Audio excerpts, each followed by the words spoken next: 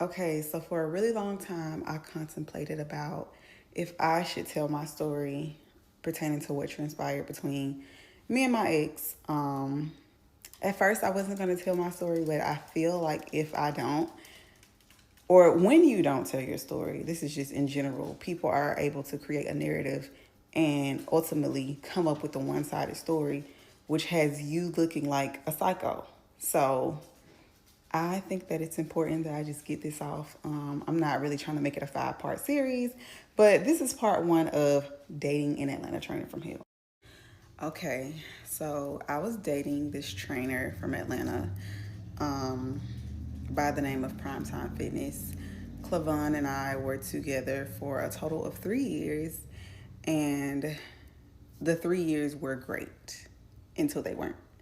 So, starting off, he was in my DM for about 5 years. It would be off and on because he would randomly get a girlfriend and then it would stop. But I was in a situation where I was recently out of a relationship. He happened to DM me, and I was like, why not? He was persistent. Why shouldn't I give it a shot? So, in the beginning, literally the sweetest man I had ever known. Was I being love bombed? Now that I think about it, maybe. Yeah, sure, I was. Um, but sweetest thing ever.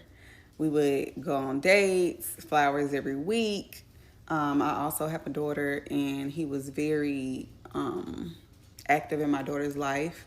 Her dad is no longer here, which was a plus for me. He started spending so much time, or we started spending so much time together that he would started randomly bringing items to my house, which was cool, but it became like, okay, a shared closet. So in my mind, as a grown woman who pays her own bills, or do we live together? Uh, like, if this is a thing, then let's sit down and talk about it. So honestly, looking back, I can say that was the first red flag because as a man, you never want to move into a woman's house. You never want to just start bringing your items and then she has to initiate a conversation like, what is it that we're doing? So me having to initiate that conversation, that was my first red flag. That's on me. Um, I've never lived with a man. I thought that I was making the right choice. That's just what it was. So we talked about it after I had to address it maybe 2 or 3 times. I'm like, hey, this is how much my rent is. I need you to give me this much every month. Yes, I was going 50-50 with this man. Okay, so we left off at the part where I told y'all we was going 50-50. I'm going to just call him Primetime Fitness GA. So after the conversation, it appeared as if there was no sweat off Primetime Fitness GA's back. Um, but prior to that conversation, what I will say is his rebuttal when I presented everything to him and what it was that I wanted in a relationship and if he was going to stay at my house, his contribution to our relationship was food. Let him tell it. Like, oh, if we need groceries, that's coming out of my check. Or when we eat out, I'm paying for everything. So in his mind, my daughter was 13 years old at the time. She's now 17. I'm a single mother. Your contribution to a household where you want to be with a woman is buying food. By all means, I am not looking for an opportunity for a man to come into my life and take care of me and my daughter. I was raised by wolves, like literally. I pay all of my own bills. I don't even ask my parents for help. So I don't want to sit on this app and seem like I didn't appreciate what it was that he was doing, but I just had to make it make sense, and that don't make sense. So fast forward, we're living together. He's giving me the half. We're still living life. And he ended up wrecking his car. So when Primetime Fitness GA crashed his car, I'm your supportive girlfriend. I love you unconditionally. I got your back. He got to be at the gym at 5 a.m. I'm getting up out my sleep on top of me having to take my daughter to school and go into an office to tend to my own career. I'm still doing it. So I'm dropping him off at the gym until he get back on his feet. Everybody go through hard times. Why would I not give my man grace? And not to sit on here and take all the credit, because I'm always going to tell the truth, but it was a plethora of all helping hands on deck. He would take a lift sometimes. One of his family members had a working car, so just to disclose that. So, of course, he's an entrepreneur. He has a hustle mindset. He eventually is able to get transportation, and at this point, he's a trainer as well as a chauffeur. He drives black trucks. So, life is good. We have more money coming in. Boom. I lose my job. Well, I didn't lose my job, but I left my job. So, of course, I have to consult with the person that I'm living with, like, hey, these people playing with me. It's time for me to go. I'm about to be on a job hunt, but I need to know if you can hold it down until I'm able to find a job. The way God's favor in my life is just undeniable. Like, I owe everything to him. When I tell y'all it took me a month to find a new job in my career field, he didn't even have to carry none of the weight. But in the midst of us having that conversation, he wasn't like, oh, babe, I got your back, da da da, don't worry about it. Like, so in my mind, I'm already not raised to sit around and get comfortable and let a man do nothing for me. But, like, damn, I can't count on you. When you're dating an entrepreneur, you have to know that there's gonna be a slow season. It's gonna be a season where they ain't making no money. I could literally look at him and know or feel when the money ain't flowing. Me as a woman, babe, don't worry about it this month. I got it. Y'all, that's what I was doing. That's what I was doing. I can't believe I was doing that. I was doing that, and this man never had there been a month of us being together where he said, baby, I'm gonna pay the rent. You just worry about everything else. I kid you not. Okay, so part 3, he has transportation. We're traveling. We love each other. Like, this is gonna be my husband. All the things. So there were some upstairs neighbors that, if you live in Atlanta, you know the noise in the apartments. It was some people that lived above me. She had a son. He was running back and forth. I couldn't take it no more. I was ready to go. So I'm like, hey, we sit there, we have a conversation. We want to extend our family. I only have one child. He has none. Let's move into a house. Let's get a bigger space because we're outgrowing this house. So boom, he hustling. When it comes to the black truck business, everybody wants to be on the scene when they're in the black truck. So no day will align as far as when he would come home. Sometimes it would be 6 a.m. Sometimes it would be 7 a.m. To my knowledge, he was never messing around. But what do I know? I do want to disclose that I'm not a perfect person. No one is perfect. I'm not a perfect woman. I'm doing my job to become a better woman so that I can attract the right type of man, and so I can keep a man when I do have a man, because my mouth can be crazy sometimes. So the very first house that we found, we were unable to get because he didn't have his ducks in a row as far as his credit. So we were trying to do everything together on paper, but it just didn't look good. So the very first spot that we wanted, beautiful townhome, couldn't get it because they wanted more, because they felt like they couldn't trust us. We're on paper together. So we find this house, which is the house that I'm currently in. I love my house. But with this house, I'm like, hey, what if I just put it in my name, let them approve me, and then we put your name on the lease later? We got this house December 2025. I'm going to stop there. So let's rewind for a second. I do want to disclose that I am a woman that's healing. My mouth can be real snappy. There were times where we lived in the apartment where I would tell that nigga to get all his shit and get out, which is wrong. It's wrong because even if we was going 50-50, we came to an agreement. So I was wrong for doing it. I shouldn't have done it. But he didn't want to leave. We was going to figure it out. And I was going to work on not doing that. So when it comes to the black truck business in Atlanta, y'all know how it is. Everybody want to be on the scene. There would never be days where it would be aligned. Sometimes he would come home at 6. Sometimes he would come home at 7.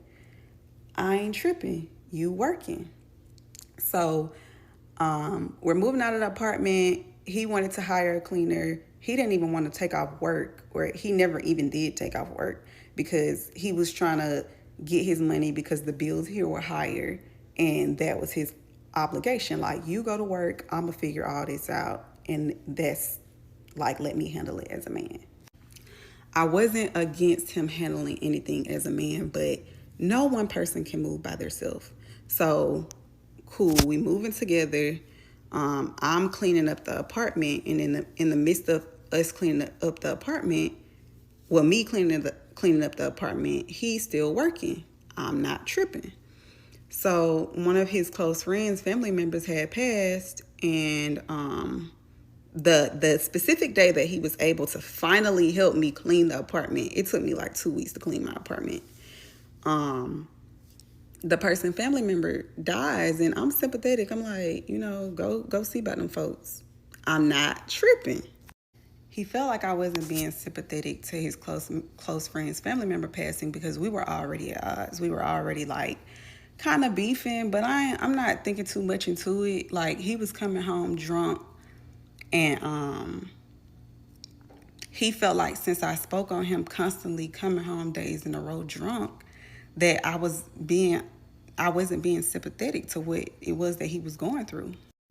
I was most definitely being sympathetic, and I also made a comment about him being a real nigga that he did not like. So I was just on his bad side altogether. So we're hosting for Christmas. I'm preparing for my family to come down here. I mean, we're making all this food. His family is coming over. I have to repeatedly ask him, like, babe, can you make sure this is hung up? I had some pictures that need to be hung up, some mirrors that need to be hung up, whatever the case.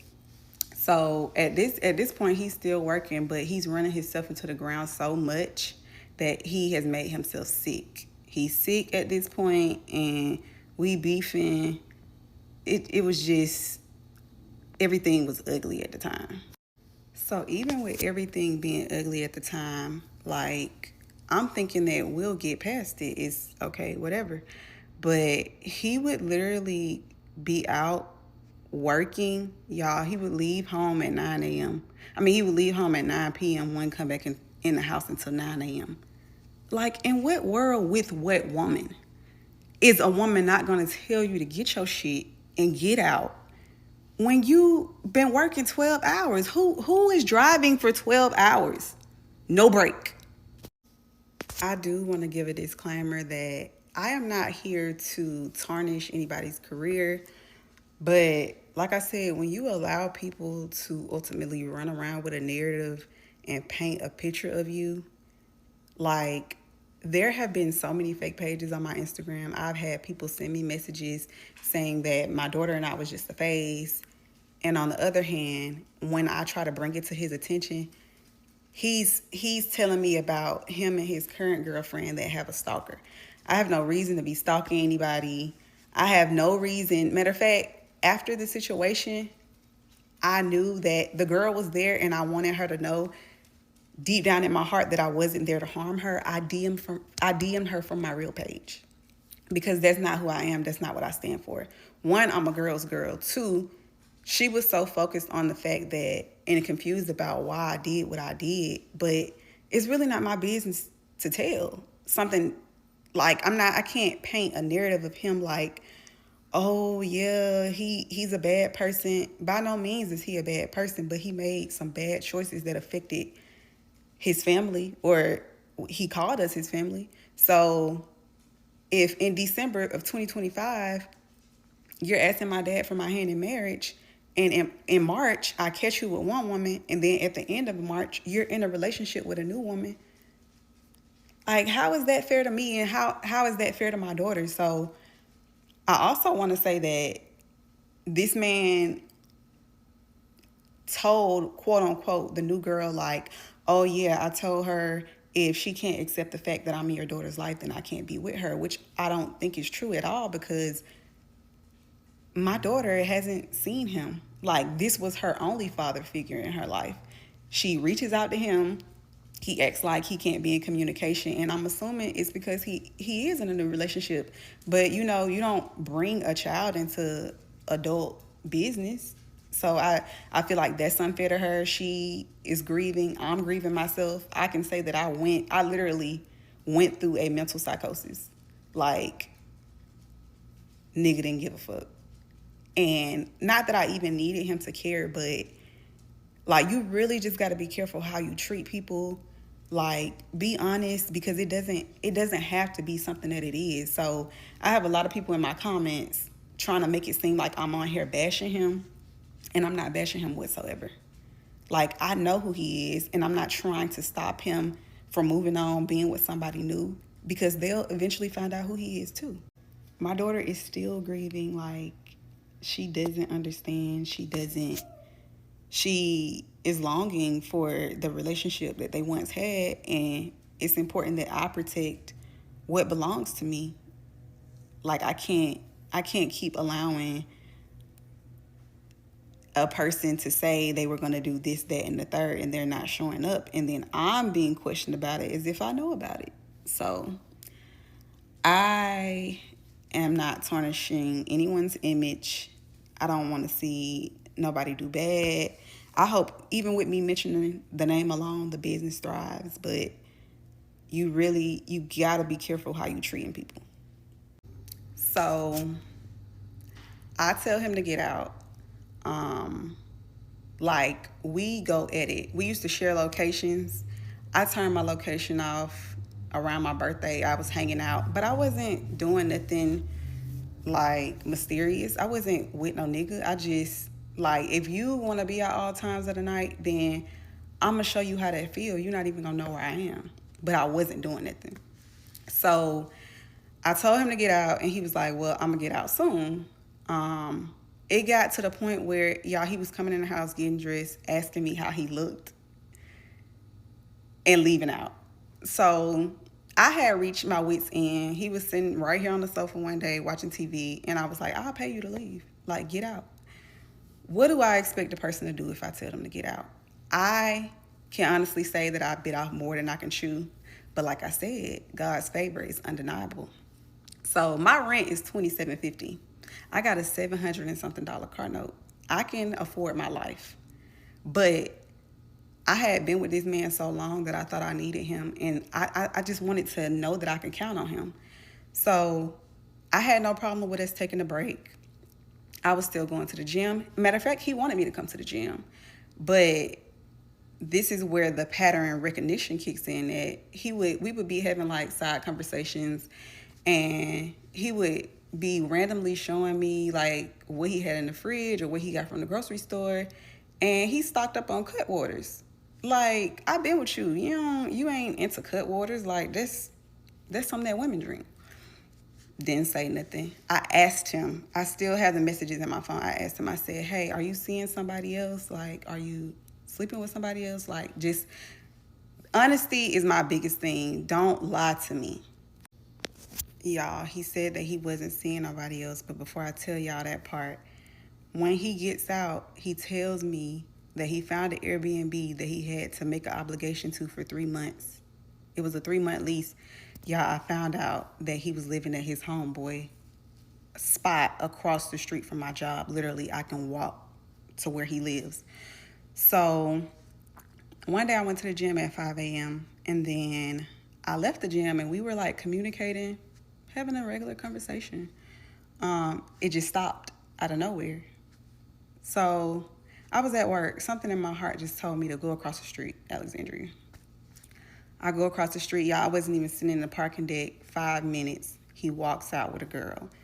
I won't be disclosing any of their information. These girls did nothing to me. I have no reason to do that. So I walk up on him. I say, oh, you with her? He says, he's saying nothing. I asked her, I said, you with him? She said, yeah, I'm with him. I'm not finna scuffle or tussle with no woman about no man. Like, I done did that before. I'm past that point in my life. So I tussle with him a little bit. I leave, I come home, he's knocking on my door immediately. Y'all, why he walked through the door and say, she lying?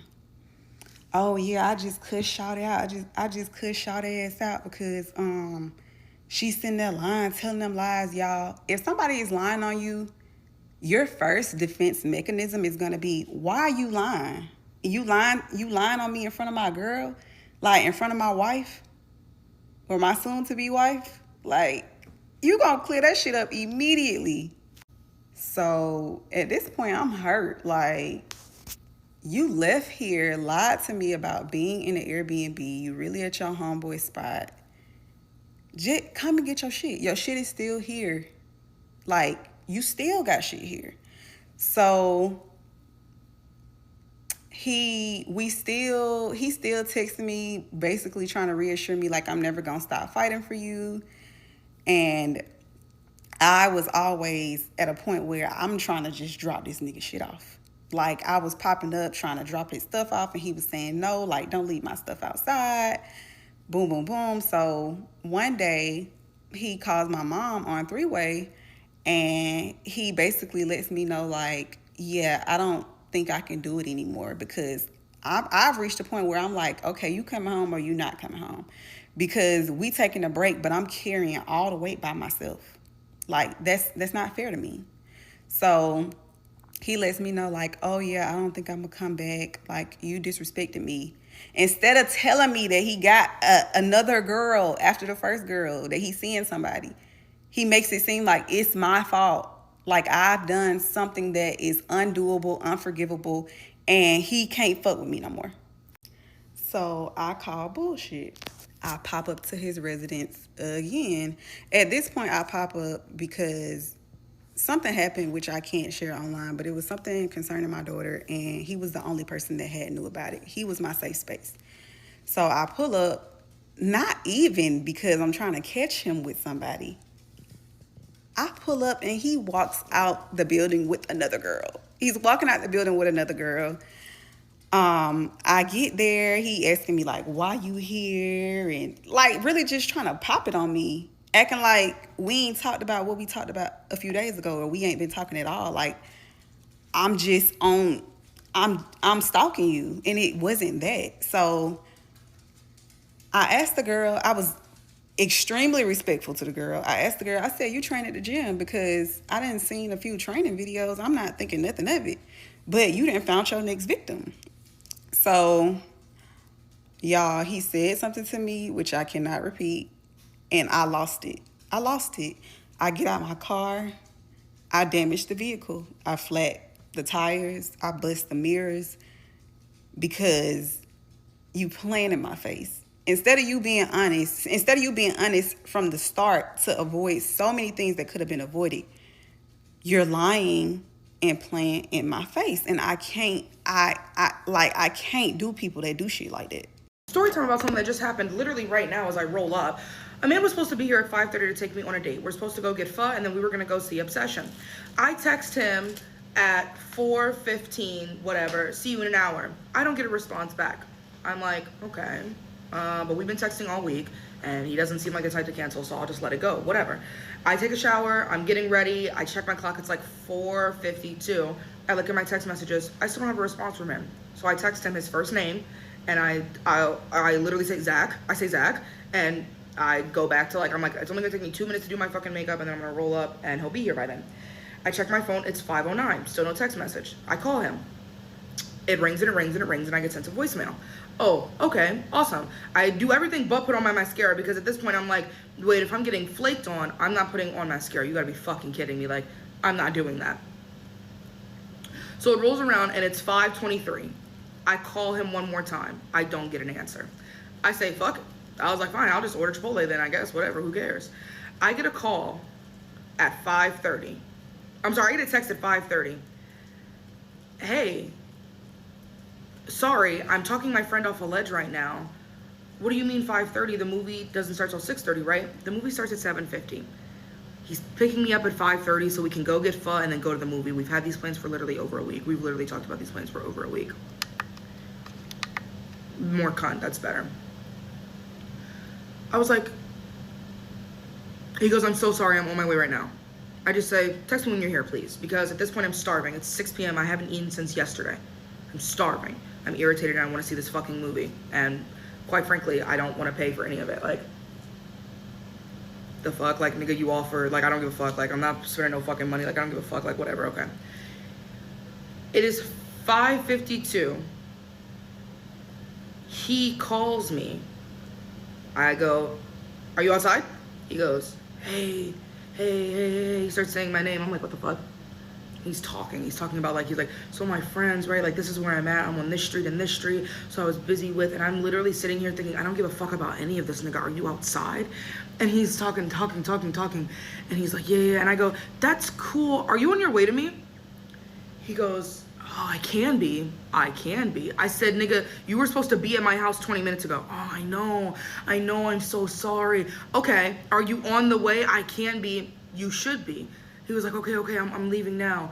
Okay, are you dressed appropriately? Because I look great. I mean, low-key, my locks are falling out of this one lock, but, you know, white people don't know the difference, whatever. And he was like, no. I said, did you shower? He's like, yeah, I showered twice today, but I'm sweating like a whore right now. Okay. I say, okay, well, you're already 20 minutes late. It's a good thing you live right down the street from me. Please just go home and shower and come and pick me up. We should have just enough time to still eat and go see the movie. Like, please don't piss me off. Like, you're on thin fucking ice. Like, please don't piss me off. He's talking about his friends, this bullshit. I had to bail my friends out. You don't understand. Like, I'd rather be with you. Like, you don't understand.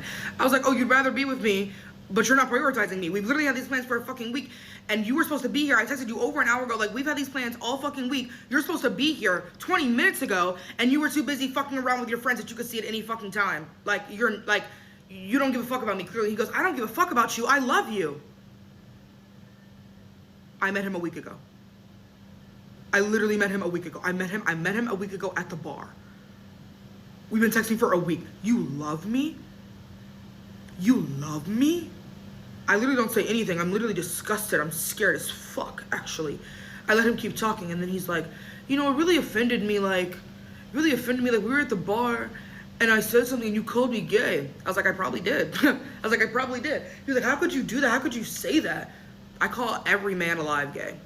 I literally think it is so funny. It's also a litmus test to figure out how much of a douchebag you are and whether or not you're a serial killer. You say something fruity and gay, I saw gay, so I said gay. That's an astute observation. The fuck, nigga, I'm gay. The fuck, nigga, I eat pussy. Like, what are we talking about? Fuck what you getting mad for? Don't act like, as a straight white man, don't act like you don't call your friends the F word. Don't act like you don't call your friends the R word. Don't act like you don't hump your homeboys from behind. Am I wrong? And he's like, of course you're not wrong about any of that. So what the fuck are you getting mad at me for? What the fuck are you arguing with me for? He don't say nothing. He's like, I just don't understand. Like, I don't understand. He's still talking. I'm like, are you on the way or not? Like, I'm hungry. I haven't eaten all day. Like, I'm hungry. And he's like, okay, I know you're hungry. Like, baby, my love, beloved. Ugh, gross, disgusting, weirdo ass nigga. I don't even know you. Like, we barely talk. Like, we texted enough this week so I could make sure. Like, I wanted to go on the date. Like, he's kind of funny, kind of charming, but like at this point, like, I'm kind of disgusted, honestly. And then he's still fucking going, and I'm like, for the third time, like, he's just like, do you still want to hang out with me? Are we still going to the movie? Are we still going to eat? How many times? I told you to go home and take a shower and come pick me up. You're late for our date. I didn't cancel our date. You're the one that's late. And he's like, I know, but like, do you still want to go? Are you dumb? Are you dumb as shit?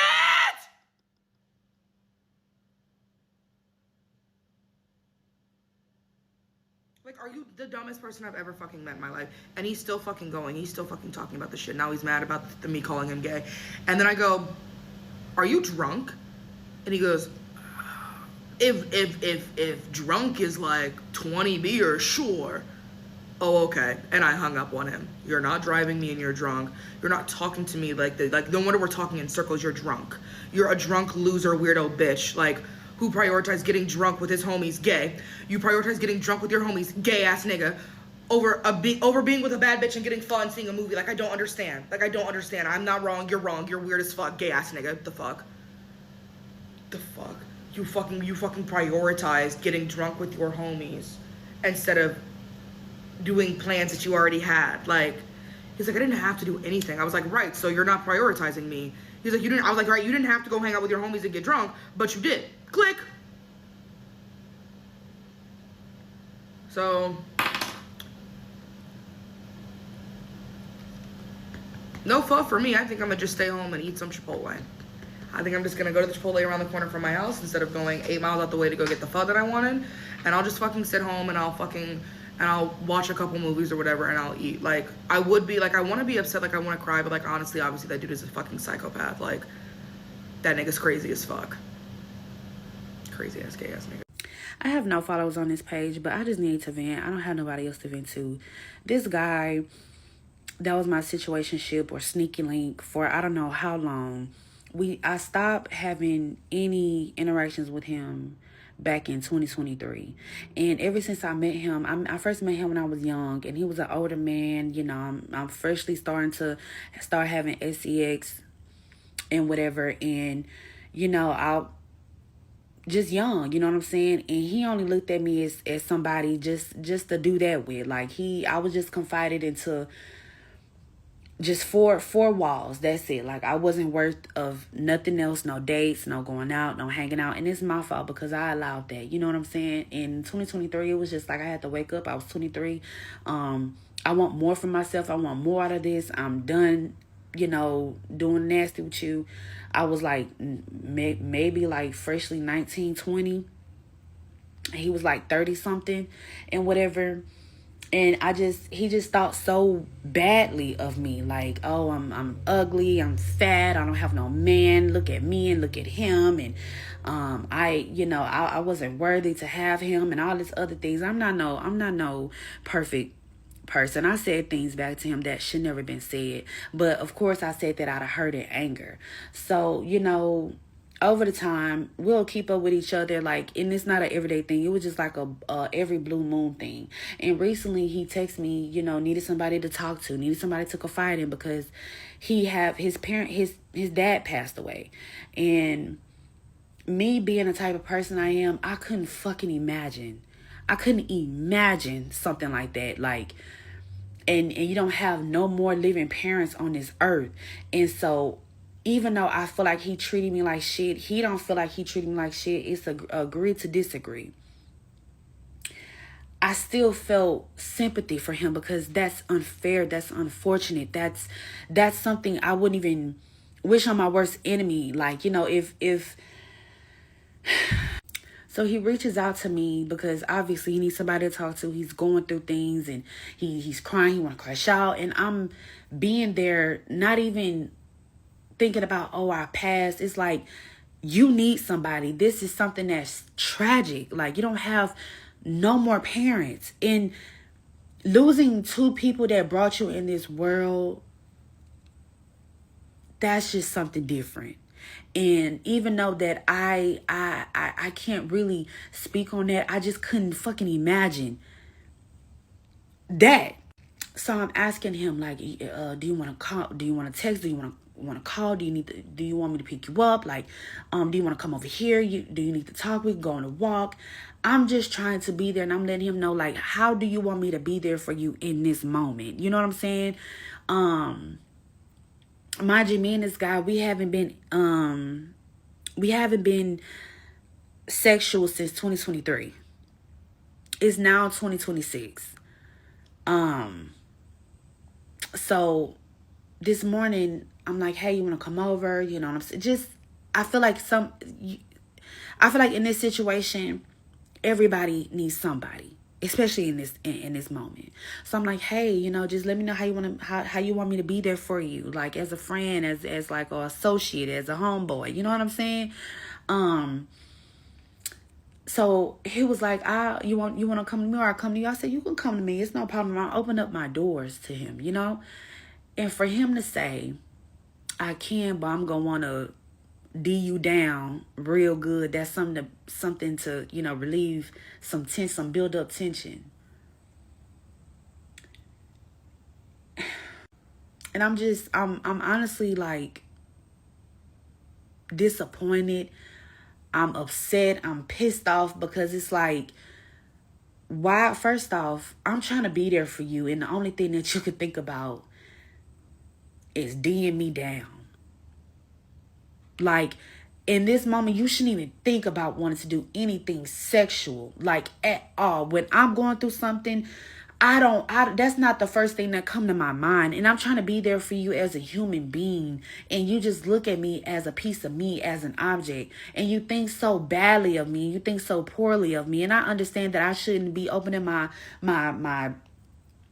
doors or my environment to him just because he's going through that. But it's just like, I just empathize. Like, I just empathize with him. Like, this is unfair, but then I'm also like, what makes you think I'm on that level with you? Like, the disrespect that this man has for me. Like, what makes you think out of these 3 years that I haven't spoken to you or had anything sexual with you, that you think you're still obligated to my body, or you think that I'm going to lay down with you because that's something that I allowed in the past? It's not the past. I'm not 23 anymore, So it's just like, I'm trying to be there for somebody who don't give a fuck about me. I'm trying to be there for somebody who could care less about me. I'm trying to be there for somebody who thinks so poorly of me, that I'm fat, I'm ugly, I never amount to anything, and all of these things. And I still overlook that because, you know what? I don't care about that. I care about what's going on, because it's just an unfortunate situation. And I didn't respond.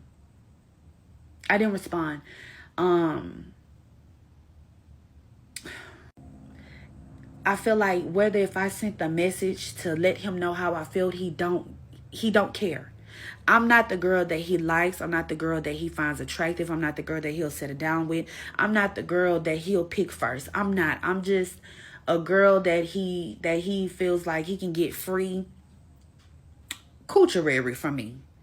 And it's just like, I was 23. I was 19, 20 when I first met you. And I cut you off when I turned 23. And I haven't had any sexual dealings with this man.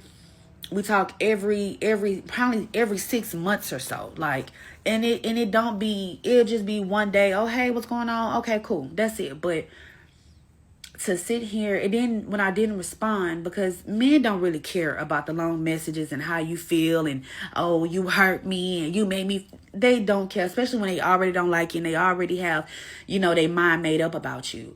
So I didn't respond. And he texted me back. He was like, so I guess that's a no. This man will never hear from me. And I told God, I said some foul things, and I pray for forgiveness. But I pray for his dad that passed. I pray for his mom that passed. I pray over his siblings and his nieces and nephews. And I wish him well in life. But I can't keep getting disrespected when I'm not doing nothing but pouring love into people and trying to be there for people. And I'm just subjected to sex, and I'm over it. I'm exhausted, and I'm just tired. I'm really tired of this, honestly. One time my ex-husband thought he was gay, but then he tried it and he didn't like it. So backstory, I was married to a Marine, very short-lived marriage, maybe I think 2 years is what we lasted. Technically, legally, we were married much longer than that, but that's only because we just never went to the courthouse, and then when we did, COVID made it hard to get divorced. But yeah, we've been separated for forever and are finally officially divorced. But during our separation period, we very quickly realized that we just were good friends. And I think we should have just been friends from the beginning. We knew each other in high school, middle school, I think even, middle school, from 6th grade. And we co-parent well. At one point, he had the inkling that maybe he liked booty, not lady booty, but boy booty. And I am very open. I am very understanding. And I was like, yeah, I want to watch some dudes do butt stuff. So I was like, yeah, go for it, dude, And so he was kind of flirting with my gay friend on Facebook, openly. And at some point they decided, he and his friend also has a kid. So they were like, oh, let's throw a party, little get together. So they come over They're drinking, and then my gay friend gets invited over, not by me, but by them, him, I don't know. Anyway, so he comes over, and at some point I was like, y'all are wasted. Someone needs to watch the kids in the morning, so I'm gonna go to bed. So I go lay down, and they're still drinking. I don't know when, but at some point I was woken up because I could hear the Gluck Gluck 9000 going on next to me. Like whatever he was doing, he was a pro. But anyways, I kind of get up for a second and I'm like, you know what? I'm too tired for this. So I just roll back over. And they're doing their thing. And then at some point, I was awoken again because someone decided to put their foot on me for leverage. And at that point, I was like, you know what? I'm not even like being offered anything here. I would want to watch, but I'm tired. I'm tired. And who's going to wake up when the kids get up at 7 a.m. to feed them? Me. So I get up and I go sleep in the next room. Now, after this experience, he realized, you know, it's just not for me. I tried it. I don't remember too much because I was really drunk. Don't think I'm gonna try it again. And you know what? I give him props for that. I feel like you know you're extra straight if you try to be gay at least once. Story time on why you should never live with a bitch you call your best friend, because that bitch is not your friend. And this just happened, so give me a minute. I really don't even know how to start this shit for real. Like, it doesn't make any sense with me. I literally just moved back to Atlanta from Jacksonville, Florida. I was living with my sister, helping her with some shit she needed some help with. In the midst of staying with my sister, I had a little issue. It didn't end up working out. I had to go. So, me and my sister still cool, but my best friend tells me, hey, you can come stay with me, and has been trying to get me to do so since, I don't know, about 2 years now. But I always declined because I was always a firm believer that once you start living with a person you call your friend, they show you that they're not your friend. Now, originally, I came to Atlanta to visit July 2nd because I needed a break from my sisters and I just wanted to come out here and see my best friend. So, during this time, I was limited on cash flow because I had just spent the week prior sending her to work every day on an Uber. And instead of her paying me back, I told her, hey, when I booked this ticket to come up there, just throw me some money for that. Don't worry about giving me everything that you owe me because I know you got other shit to pay. Never once did I ever use that I helped her in any way. I was always like, whatever. If I take care of you, just take care of me. That's literally the type of bitch that I've always been. So the first day that I get here, because this is about finances, I'm going to start talking about finances. The first day that I got here, I literally bought myself some food and I bought us some cupcakes from my favorite place, which ended up being roughly about $43. Don't worry, I'm going to come with screenshots. July 2nd, right there, small cakes you can pause to read. So boom, the next day after we get up, I'm like, okay, what are we doing? I get up, I make us breakfast. And she's like, oh, okay, well, get to packing. My family about to come pick us up. We're going over there. I said, oh, okay. Now, if you know me, I've never been big on meeting people's family. I have my own trauma with my own, and you don't want to get close to people, and then, you and this motherfucker fall out, and y'all not cool no more. So, boom, we get over to her family's house. Mind you, before I got to town, they were doing a lot of fighting within each other, so I was a little nervous about how it was going to go down when I got there. But when I got there, her family was very nice, surprisingly. Like, her mom was very kind, her sister was kind, her family was kind. Nobody was rude to me. It seemed like it was going to be a really good experience. So, when we're there, this was the first time I was financially tapped while I was here. And I expressed that to her because I didn't want to throw her off guard at last minute. So while we're there, we ran out of the little trees. So we decided to go get some. And I told her I had $30. I could give her the $30 towards the $100 she was about to spend. And then I will go ahead and when I get the 20, I'm going to make sure I give her that too. We get that, and then afterwards we decide we're hungry, so we're gonna go eat. In which she covered the Popeyes meal for me, which was $14. She covered her food and she covered her family food, which ended up costing her a little grip. And you could tell in her attitude that, it had changed a little bit because she was upset that she was losing so much money. So I make it my point from this point forward not to ask her for anything moving forward from this trip. So the next day, she goes and gets all these groceries for us to cook. Mind you, she told me when we were coming that we were coming to cook, apparently. I never offered to do that, nor did I even know that was what was on the table. And then I was like, oh, okay, she's like seriously gonna take us over there to cook.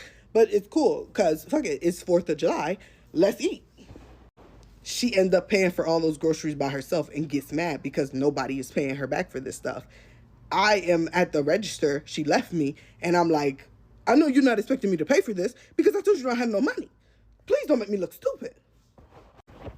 So after we pay for everything and we get out of there, we go back to the house. We had bought the Popeyes, and everything seems like it's going fine. We get to cooking the next day. Everything seems to be going well. Everybody is happy. Food is good. Something happened in the house. They got into it. I don't know what happened, but all of a sudden now her sister is not taking us back home.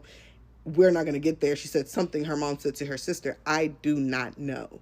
All I know is at this time, we needed to find a ride there. So I called the guy with the car and I told him, hey, I'm over here. Can you come and pick us up? I gave this man $50 for this ride. I never said anything to her about this. I had to borrow money so I can do this because I didn't want us to be stuck all the way about an hour and change away from where she lives. So at this point, when he finally comes to pick us up, we get back to the house. Everything seems to be going sweet. They're still arguing about whatever, but guess what? It's not my place, not my point. I always crack a little joke while they're on the phone, even if it's a little tense. I tell her, hey, don't talk to your mom like that. Don't joke with her like that. Always just cracking jokes. At this point, I begin to wash the dishes. When I'm washing the dishes, I'm not knowing there's a certain way you're supposed to wash them. I've always just ran hot water and used a sponge, and she got upset behind that because apparently I'm supposed to fill the drain with water and add bleach and soap and clean them that way. I'm not familiar to this. I grew up in a Dominican household. We didn't do that. So I'm like, okay, well, right now I'm just going to wash off these 2 plates because I had just bought these 2 plates because there wasn't no place in her house. So I bought the plates. I knew they were in the boxes and shit because she had everything. I guess she was waiting to set it up so she could post a video on TikTok because I was the one who was editing her videos for her. So instead of eating on plastic plates, I went ahead and was like, let's just go to Dollar Tree and I'll get us these plates and a little silverware. So when we got back to the house, that was just like cleaning up this stuff. So I don't even think that's there yet. I think I'm just cleaning up from the mess that I left from the pancakes.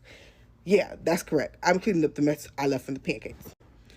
So at this point, she says, ew, is that how you wash dishes? And I'm like, yeah, you know that. And she's like, no, that's just dirty. That's nasty. That's disgusting. And I'm like, okay, well, I feel like it's a nicer way you could have said that, but, it's cool. You're going to have to show me how you wash dishes. So I wasn't still too hip to it because it's 1 plate that I'm washing and you want me to fill the drain and the sink and do all this stuff when all I have to do is scrub off this 1 plate with a little bit of food that I was eating off it. So I'm kind of confused on why this is a big thing, but whatever. So at this point, we have been staying in the same vicinity for about, I don't know, a few weeks. But this is the first time that I'm here, which is supposed to be the trip. So I didn't come bringing a lot of my belongings. So I'm walking around a little bit of the nude. So in which she makes me know she is uncomfortable. And I'm like, okay, well, I'm going to go to the other place I was at before and grab some more of my stuff so I can have some more clothes because right now I don't have any clothes. Because her big thing was that I didn't do shit. So why didn't I just rewash the clothes I had on? Because I only had like a few garments, literally. So, okay, you don't like to see that, that's fine. I'll go get my stuff and cover up, in which I did. Now, when I first moved in, we sat and we had a conversation about how this was going to go, making sure her living room didn't become a living space, all this stuff, how we're going to go about this, how we're going to treat each other, so what, so on, moving forward. At this time, I'm thinking, okay, me and this girl are cool. We've been cool since freaking high school. Like, I don't see any reason for this to go wrong. But it did. It went horribly wrong. Horribly. And I'm going to tell you the rest in part 2. This is just the first few weeks of me living there. So, boom.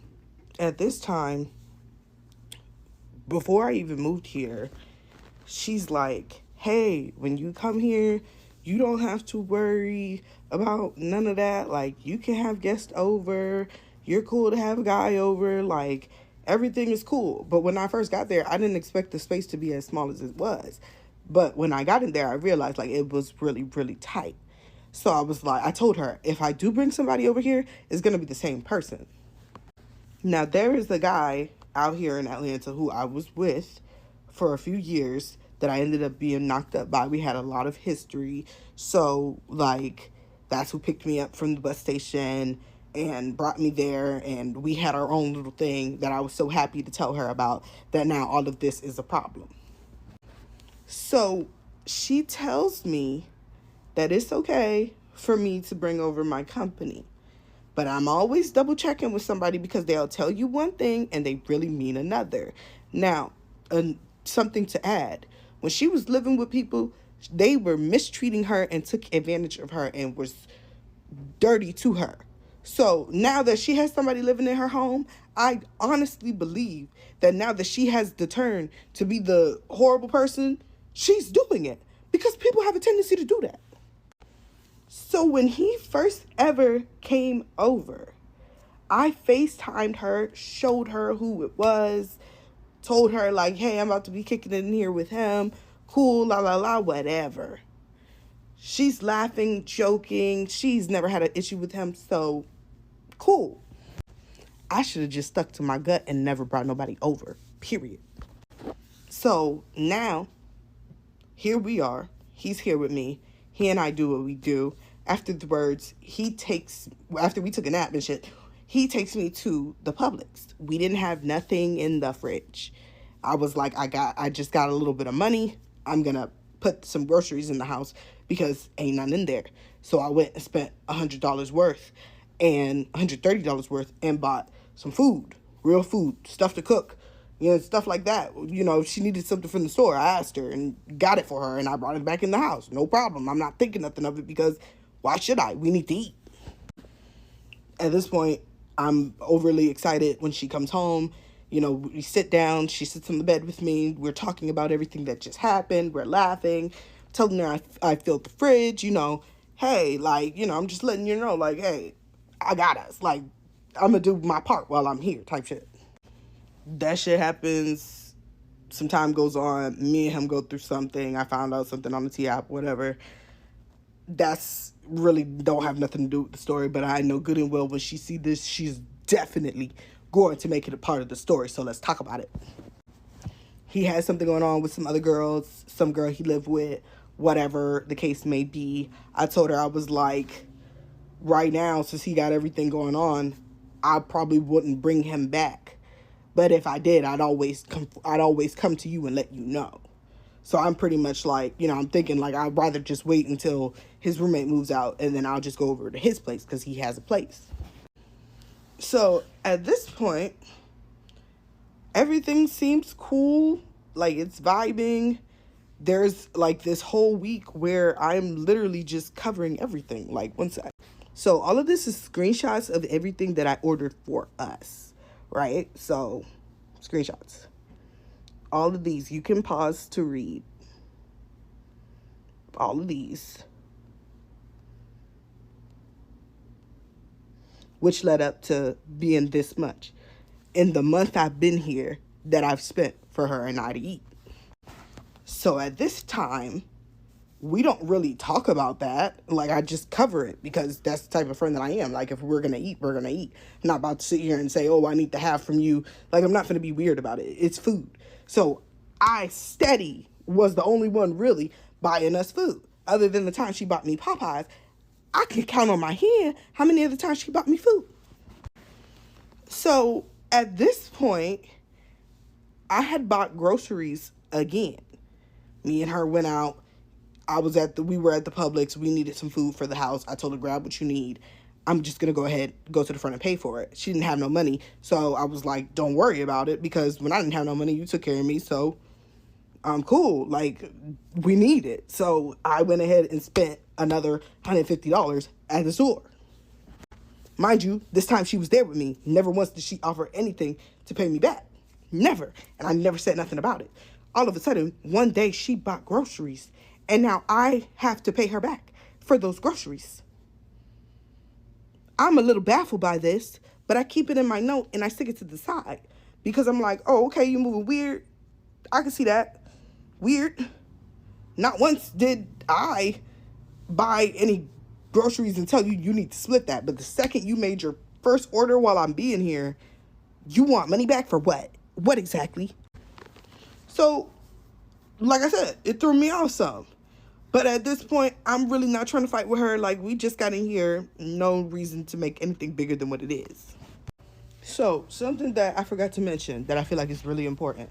When I first got there, she asked me how soon did I think I was going to be able to start paying rent. Now, I do not work a regular job. I work online, and I had just lost my social media account that was getting me the most of my money. But I'm back in the A where I know how to make something shake. So to me, I'm like, don't worry about it. First 2 weeks, I got you. And what happened within that first 2 weeks was literally I ended up making about $500 to almost $700 really quick, really easy. So when I got that money, that was how I was able to buy the first and the second set of groceries. Now, I am someone who does adult work.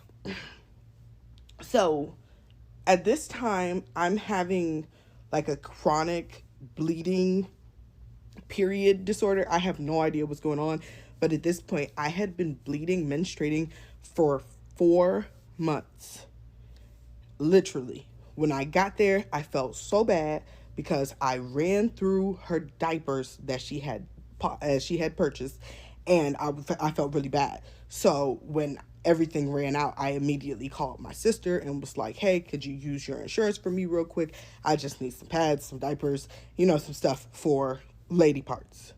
And my sister was like, yeah, no problem, I got you. And she shipped us these big boxes of diapers and pads. So much so that I filled the entire thing back up. Like, her cabinet went from 0 to completely filled. Like, to this day, it might still be some down there. So there was a point in time where she said to me that, like, just in this recent argument, she says to me that I left her bathroom a murder scene. Her bathroom was left with blood all over the place. My menstruation all over the place. It was everywhere. This is what she says. Now, I'd lost so much blood at the time, I couldn't see. I really couldn't see. Now, when you get up from peeing, sometimes when it trickles, you don't really notice. So this is what happened to me. I didn't notice, and I couldn't see straight. It was not no big, heavy, bloody streak going down her toilet. No, it was a droplet. And it was a small streak as if it was mixed with urine. And I'm sitting there like, oh, okay, well, I'll clean that up. Once I realized that I said something, I was like, oh my God, if there was more stuff like that, I'm so sorry. Because when I seen it, I was like appalled. So I was like, oh, I'm like, that's not me. I'm sorry. I cleaned it up. And then the other time, make sure I double, triple check because I really didn't see it. And this is me telling her that I found it and that I was really disgusted with myself. So apparently when I had gotten out of the shower, I've had a few droplets that fell, and it fell onto her rug. They were so small, I could not see them. So I'm kind of confused where she's like, oh, I left these big messes of blood everywhere. That's not true. So at this point, I had used her beauty blender that she told me I could have because it was brand new. to go and mess around when I was messing around, because this is besides the point. But the beauty blender was used. I offered to pay her back. She said she didn't need it. I said, cool. I put the beauty blender in my towel after I got out of the shower because I just needed it to dry off like real quick. And I left it where I always placed my towel after I got out of the tub. She used it afterwards, after washing her hands, and found it. Why the fuck would you do that? So at this point, I'm kind of disturbed that she was using my body towel to wipe her hands after getting out of washing her hands. And I asked her, I was like, why the fuck would you do that? And she's like, I didn't know. I'm like, bro, you know that's the towel I used to wash myself. Why would you use that to wipe your hands off? That doesn't make any sense. I'm a little off, but she's tripping out, so I'm like, no, I totally get it. Like, I wouldn't want to touch that either, so I take my stuff, and I'm just like, what the heck? So, at this point in time, I'm like, okay, let's see how this is gonna work. Now, this is the second time that her and myself have gotten into it about the dishes. I'm washing dishes after cooking and just cleaning up. I did not do the water thing. I literally just went straight to what I'm normally doing because I've been doing it for years. So I just muscle memory, start washing on the plates. She gets to saying, ew, that's disgusting. That's nasty. I would never. You need to just let my dishes go. You need to just stop. And I'm just like, I told her immediately, like, yo, I feel like you did a lot that was rude and you hurt my feelings because you're calling me dirty and you're saying how I'm doing everything is dirty because I've just washed the dishes like not the way you want them done. So at this point, I'm getting a little heated and I say to her, yo, at this point, you're going to wash the dishes. Like, you're just going to be the one always washing the dishes because I'm not going to go back and forth with you about dishwater. So she's like, no, you're going to be over here. You're just going to have to learn how to do stuff my way. You mean to tell me I'm signing up to become what? Your trainee? Do things how you do them? We two different people. If you want them done a certain way, you do them. I'm not going to keep doing it your way. So at this point, I said, I don't even feel like fighting. Don't worry about it. I'll do them your way. You want that? Cool. I'll do it. So while she was at work one day, I decided to get up and clean the house because I was like, I'm sitting here, we've been lounging. Let me just do a favor and clean up for her before she get home. So I literally go in the kitchen, I clean up, best of my abilities. Everything is perfectly clean. In my opinion, I'm not somebody that's dirty. So I'm just not the person who uses too much bleach. I don't like it. Like, my mom used to do it when I was younger, and it really, it just fucked my nose. And I'm not a person who's going to use triple the bleach when I'm cleaning. So I'm using other things that have bleach in them, but still fragrances that smells good. So when you walk in your house, it's going to smell good. After I clean the kitchen, I go and I clean the restroom. By the time this girl gets home, she's like, oh no, all of this is dirty. I'm going to have to do this all again. Kind of confused because I scraped everything to the bone. I wish I had pictures. I cleaned up everything really nice for her. So at this point, she's like, throw Comet in the tub. I'm finna do it all over again. I said, okay, Comet tears up your tub, but okay, I did what she asked. And then I did it, and it sat there for a whole day. She didn't even do it. So I was like, okay, so you were mean and rude to me about what?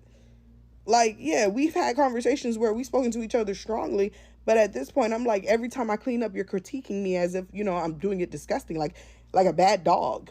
Like, I don't understand why you're speaking to me like this, or why you need to come and do over my work or glance over it like I'm just some dirty pest.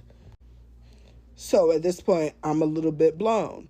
Now, like I said, I work online and I do adult work. So usually what I thought the plan was going to be was while I was there, I would try to do some work on live while she was at work. But it got to a point where she just wasn't going to work. She just wanted to stay in the house. And I would always tell her, like, friend, go to work. And she'd be like, oh, no, no, no, I don't feel like it. I'm tired. I'm sleepy. And I'm always like, okay, girl. But, you don't want to waste your PTO. So, do what you got to do and then get to work. If it's a problem with getting to work, I'm going to make sure you got there. I've always done it before.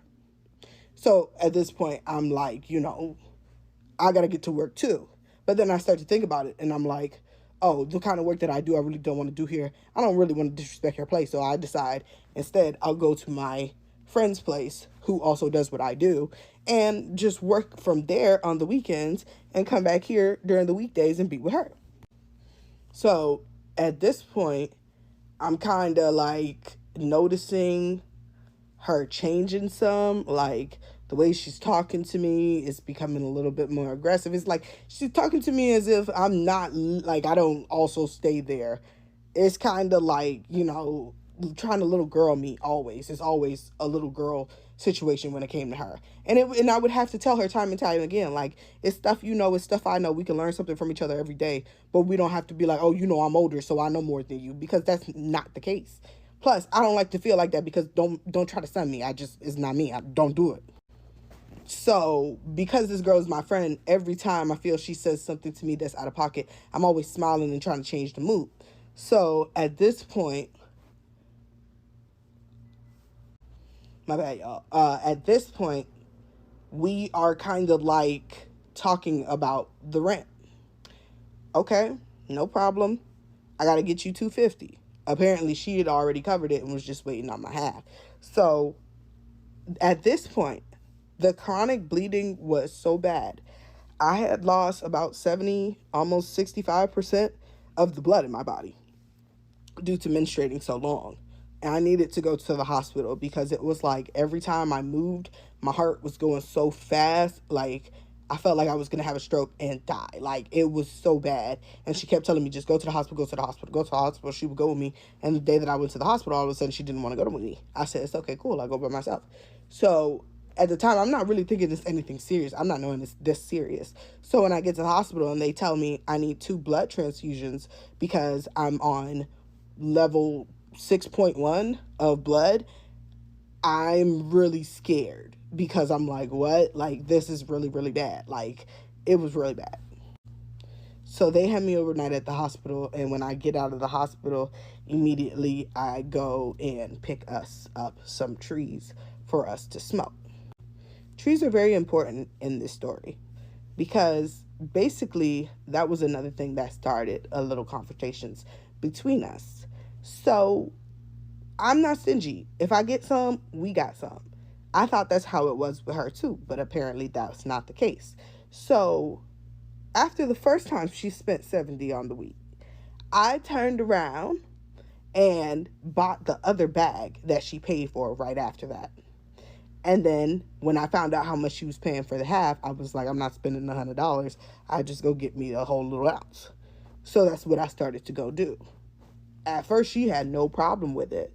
But then she didn't like what I had brought. So she went and bought from her same guy. And I said, okay, cool. But like I said, I wasn't cool with the price because you're getting a smaller amount and it's for more. And then I learned she was fronting it. So she's not paying him just yet. She's waiting until she gets the next money from her check and then she'll pay him. But the thing is, she did this about 3, almost 4 times. So it was to the point where her tab was like almost $300, where he told her she could not keep fronting.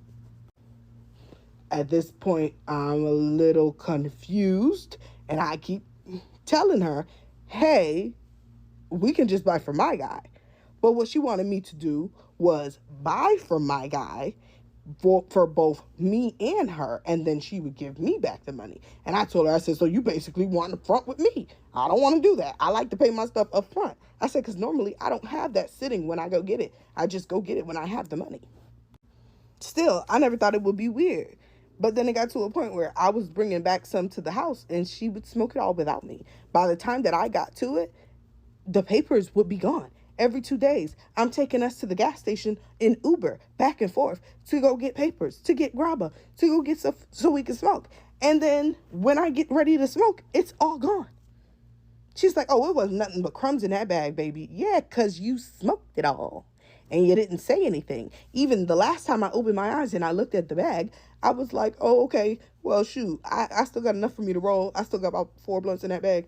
When I looked back, she stole the shake out the bag and didn't say nothing to me. And I said, friend, where's the weed? And she was like, oh, that was nothing but shake.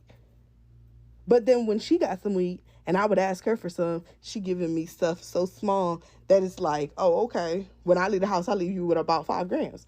You just throw this little bit of weed at me. I said, oh, it's okay. It's cool. It is what it is. Now I know how to move with you moving forward when it comes to stuff like this because I don't like that.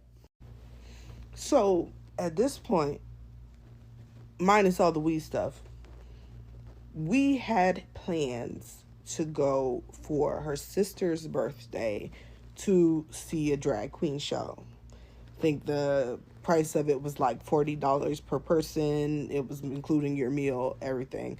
So at this point, I'm like, I'm low on money. I'm pretty sure she's low. Let me go get some work so I can bring back some money so I can afford to cover both me and her tab. So when this night comes to happen, I had just finished doing my podcast. And when I leave the podcast, I'm like, okay, well, now I should go meet them over there because I gotten ready for the podcast and to go to the drag queen show. So at this point, I'm like, let me just go meet them. So we're like an hour or two late. At this point, the show is over. They're on their last part. So they tell us like they're not even they told them they're not gonna take the money or nothing. So I pulled up after them. They're like, come to the car. Okay, cool, I get in the car. The first place we go, it looked so dry, we decided we weren't gonna go to that one. The second place that we go is dead and it's extremely hot. It's called like Cirque something. They're like famous for their daiquiris. You walk in there, it was beaming hot. Like I'm talking hot. People are sitting outside and there's barely anybody there. And it took the server so long to bring us a cup of water that I was like, oh, I know another place. I'll just set reservations for that one and we can go over there. It's at the Yard House over in Atlantic Station. So I'm like, yeah, let's just go there. I set the reservation before I got there so that if there was a wait, we can just breeze right past that. So when we do get there, I'm like, okay, this is a better style of place. I'm taking their pictures and I'm like, let's just have us a good time. So because I'm being self-conscious about the fact that I might have to pay for her and myself, I'm like, okay, I'm not going to do what I usually do. I'm not going to get these drinks and all this stuff. I'm just going to get the food and a beverage. By the end of the night, the sister had realized long before that her steak was not the proper steak.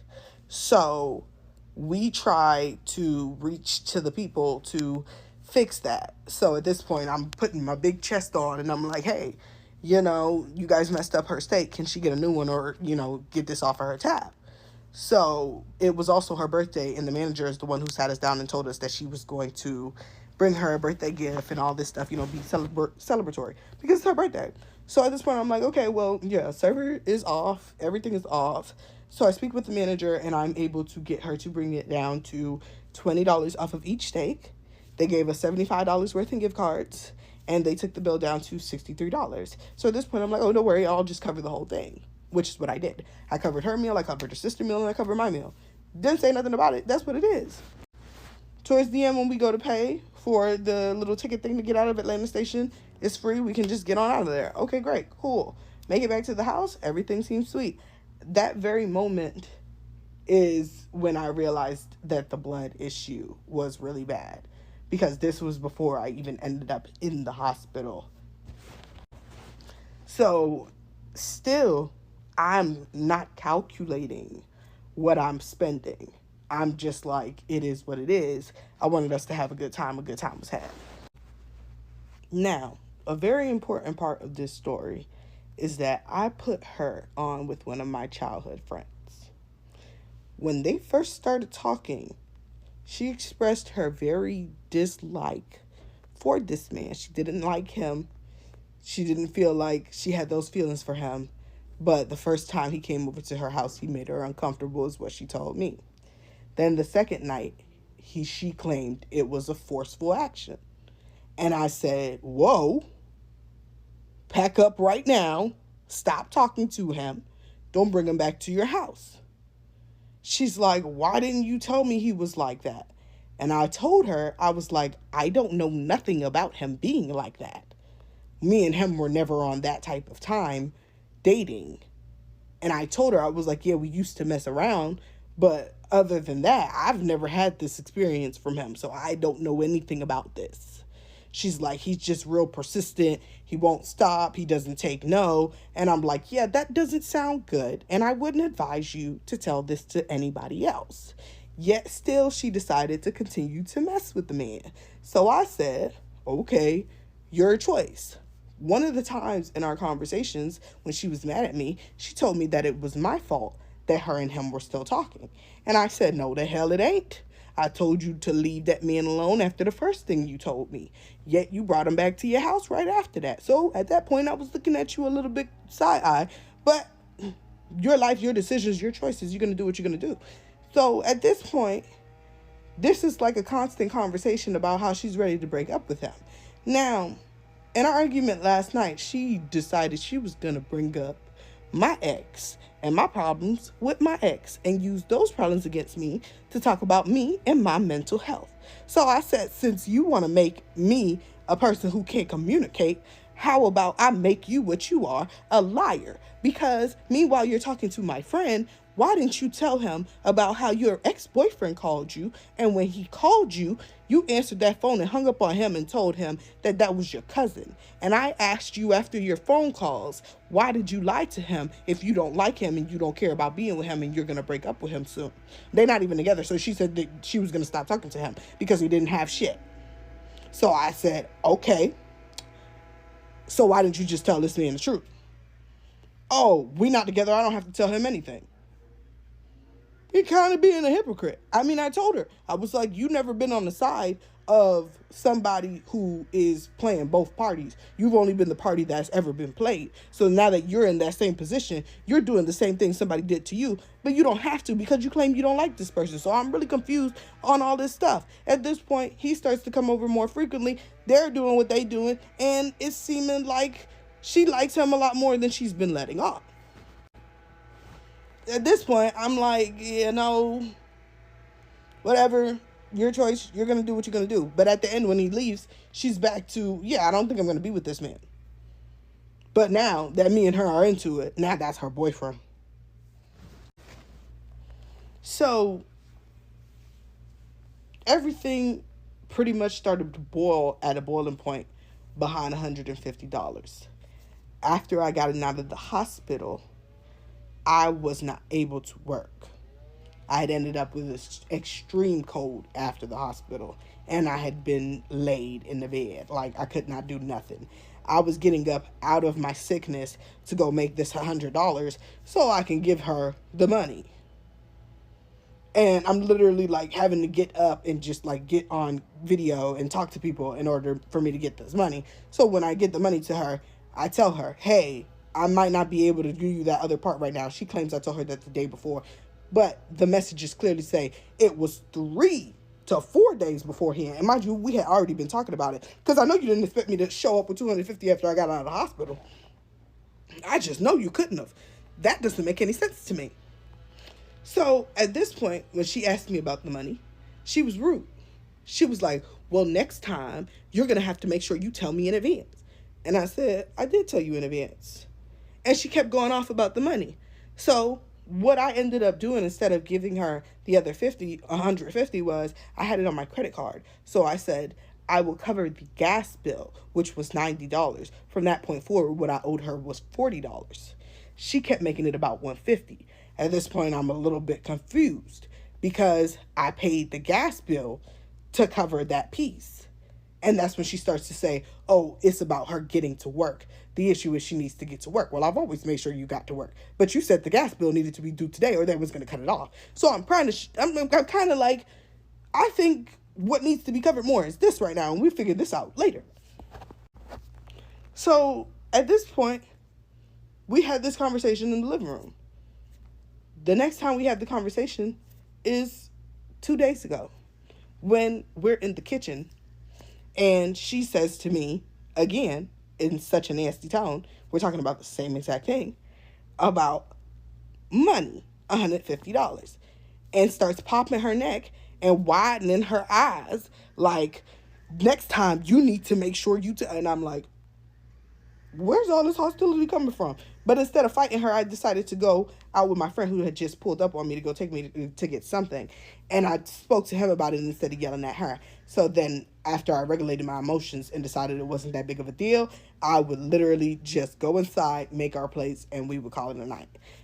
That is not where it stopped, though. Next part two.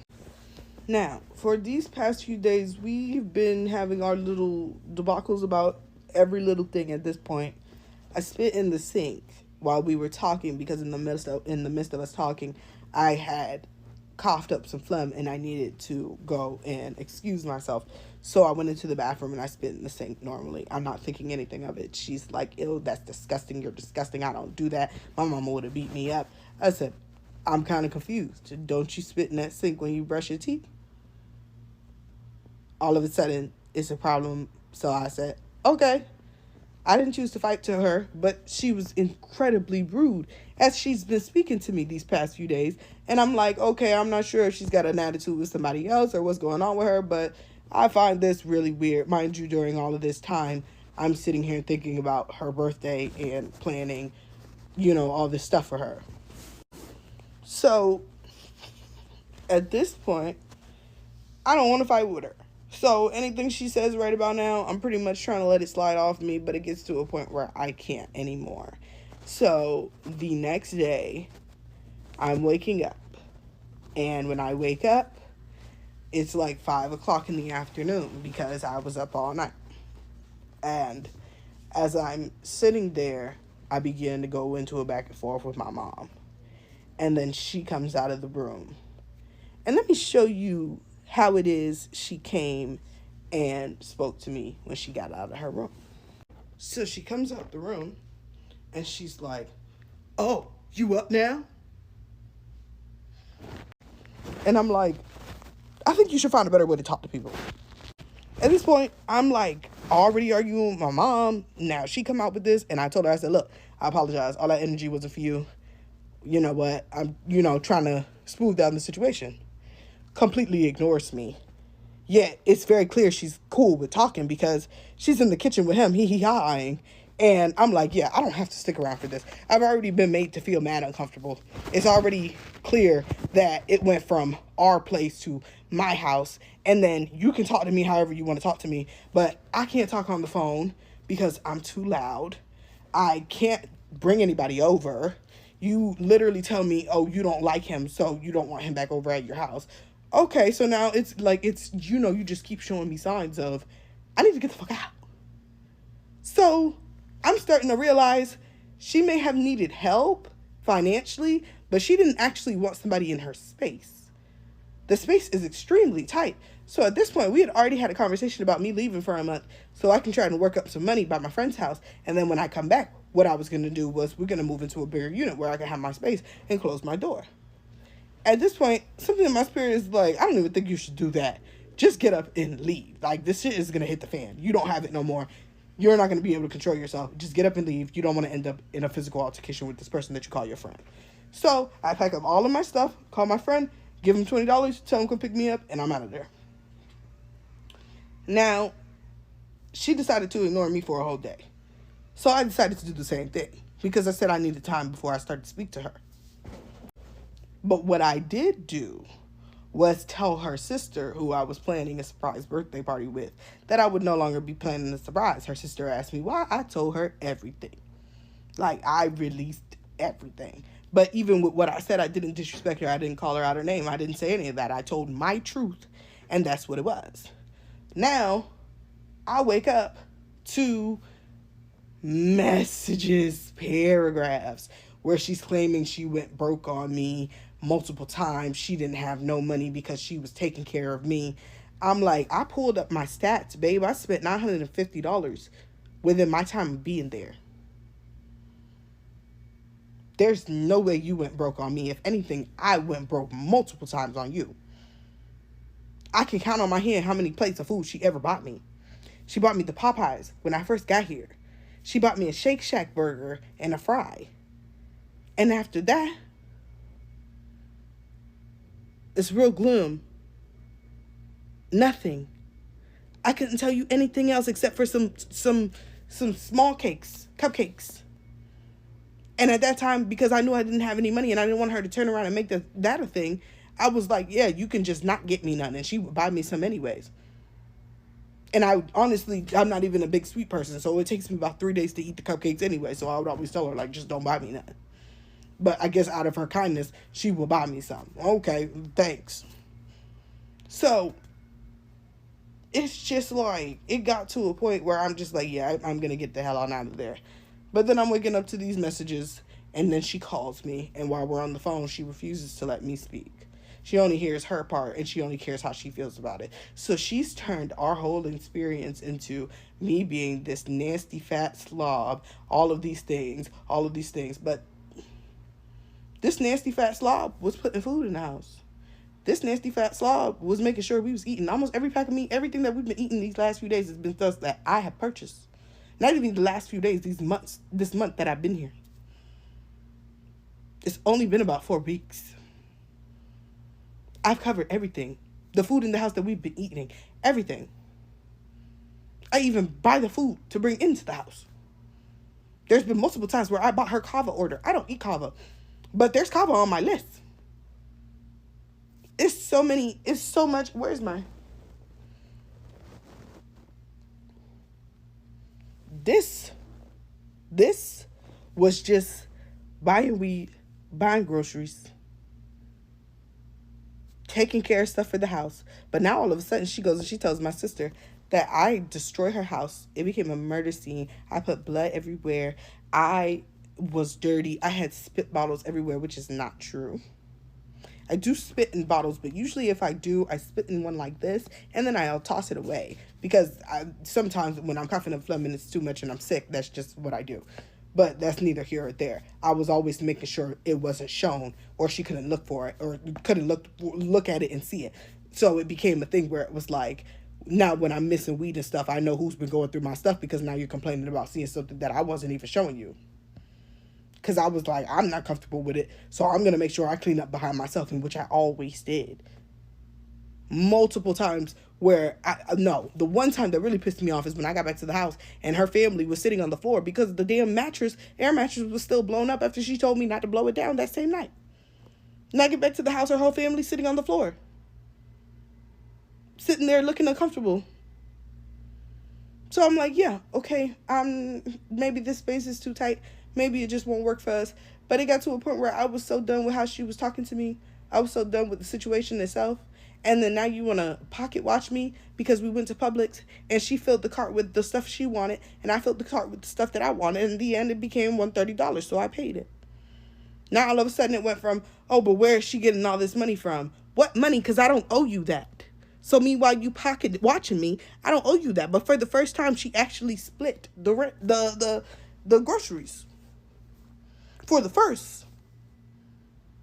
I was genuinely shocked. So at this point, I'm just like, it's best if I just get up and leave. When I see all these messages of how she took care of me and I'm dirty and all this stuff, it's real surprising. And now she wants to fight. Babe, how are you going to fight if I was paying for your Ubers for you to get to work? How are you going to fight if I was covering us moving back and forth while we were here? It was only ever a few times where you covered the rest. And that's because your family was driving.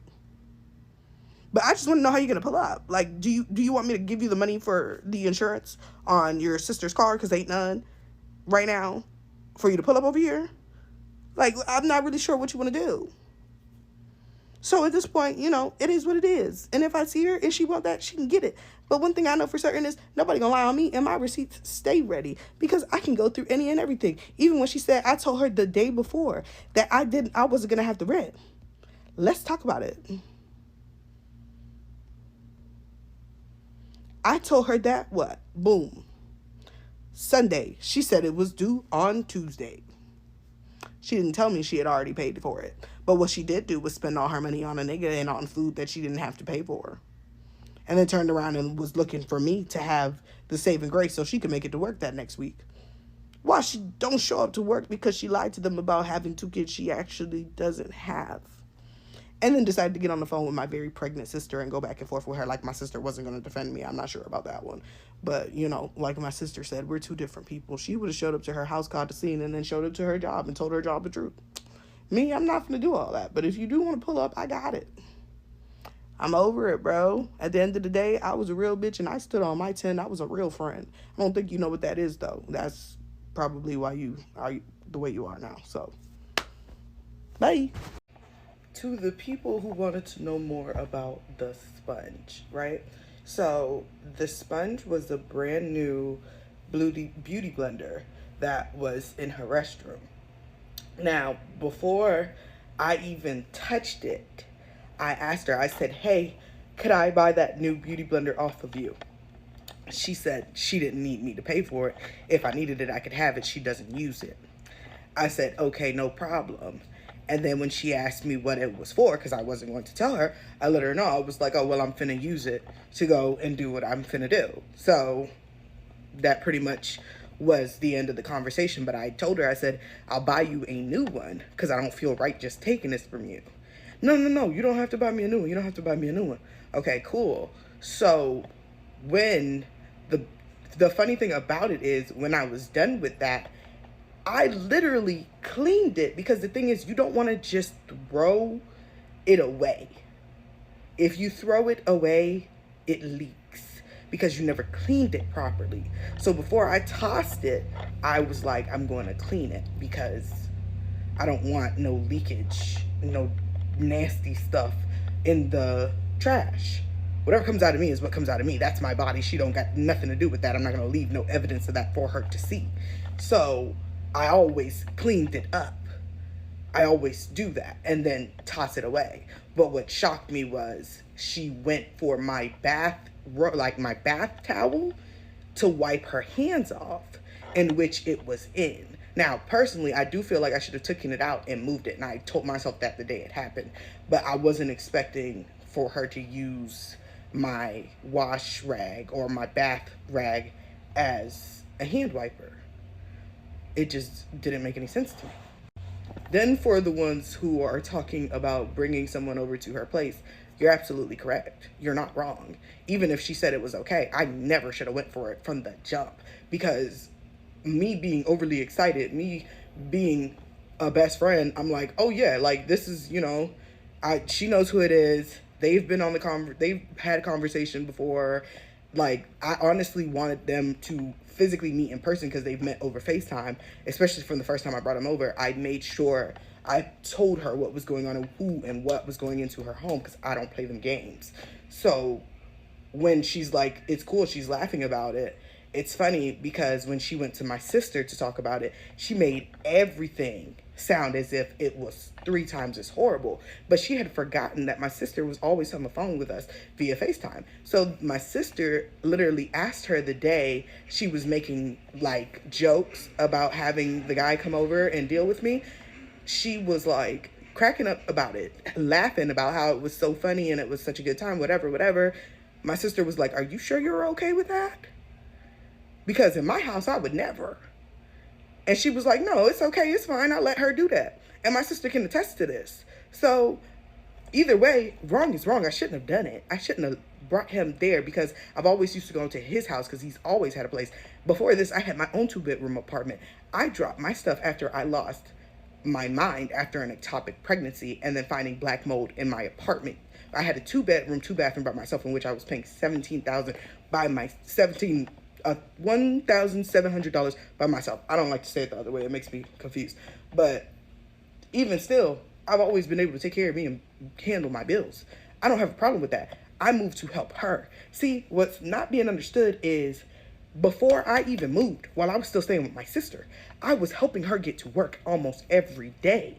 I was staying up all night to make sure when she got up, if she didn't have the money to go to work, I would send her there. Whether it was on my credit card, whether it was from my main card, it didn't matter. My phone fell. It didn't matter. I always helped her, and I never ever asked her for it back. The one day she came back to me and she complained, she was like, oh, I didn't realize I had used so much from you, because she thought she had used $40 to $50 worth of my money to go to work. And I told her, I said, no, babe, I calculated that. I calculated that because I wanted you to have the set price because you told me you wanted to know exactly what you paid. So this is what you paid. But what you can do is, instead of giving me that money back, help me pay for my ticket to get to Atlanta. That's it. That's all I asked her for. Because before this, she had come to my sister's home, in which my sister and I completely paid for her whole entire time and visitation. So while she was there, I want to know what dirt she walked into, because I made sure I cleaned up the house entirely before she got there. Her room, everything was set. So there is none of that, because even by my sister's house is when the extreme bleeding started, and there was never no blood anywhere. I always made sure I kept myself. The issue became that I visibly could not see because I had lost so much blood and was with 6.1 blood levels. I could not see. I could not walk. I could barely breathe because if I walked, it literally was like 2 steps and I was trying to catch deer air. Like, that's how bad it was. And even still, right after I got out of the hospital, she sits on the couch and says, I need the 250. So even in my sickness, I got up, made the $100, gave it to her, let her know everything in advance, and told her, hey, I have the other 150. It's just on my credit card. I cannot actually give it to you from my credit card. But if there's any bill that needs to be paid today, because she said that the gas bill was need to be paid or it was going to be cut off. So I said, all right, I'll cover the entire gas bill. She says, okay. Immediately, I give her the $90 to the gas bill. No problem. Didn't even think twice about it. So what's left that I owe her? 40. Right after that, we went to the grocery stores. This is when the pocket watches started. She threw almost everything she wanted into the cart. I only had but a few things. The end came up to $130. For the first time ever, she paid me back and gave me half, when most of the things in the cart belonged to her. So at the end of the day, what I do believe is financially, she needed help. But I don't believe she needed a roommate. And it was never that I was homeless. See, I never brought all of my belongings to her house. I only ever brought a suitcase and a tote that I had brought the first time because I came here for a visit. When she let me know she was uncomfortable with my nudity, I made sure I went and bought my stuff so I could cover up until I went and got all of my stuff and moved back officially. And even still, I wouldn't bring all that to her house because there was nowhere to put it. So we were deciding on the 2-bedroom. At this point, I'm like, okay, I need to leave, go somewhere I can actually work, because she was refusing to go to work. Every day she would wake up and she would just decide she didn't want to go to work today. Every day. And it'd be like, okay, but you don't want to use up all your PTO. She didn't give a damn. She'd much rather stay home and talk to me or just not go to work. And then when they come and when they write her up and tell her that she hasn't been going to work, she's like, oh, they wrote me up because I'm not going to work. Well, yeah, you wasn't going to work. Like, that was my biggest fear. She continued to call out of work so much that I was like, I'm so scared they're going to fire her, then everything is going to fall on me. And she's going to turn around and be upset with me. When I keep telling her to go to work, I will pay for it. She just refused to. I had been talking to this guy on Tinder for about 3 weeks, and I got ghosted last night. So let's talk about it. For reference, before I even get into this story, I want to tell you why it's been 3 weeks and we've gone like on no dates. We haven't met up in that time frame. When we matched, I was on my way to a concert in a different state, and I work a job where I am like non-existent outside of my place of employment for the entire first couple of weeks of August. But anyway, we matched 3 weeks ago, and like we were messaging back and forth, and he was like, when you get back from your trip, I would love to go out. And I was like, you know what, that sounds great. That sounds like a great time. And if you're new here, I recently got out of a long-term relationship. So like I recently got back on the dating apps. I'm trying to put myself out there. I'm trying to meet new people. I'm trying to like see what the options are within my area. And so I get back from my trip and I message him and I'm like, hey, I know we have these tentative plans for like Thursday or whatever it is.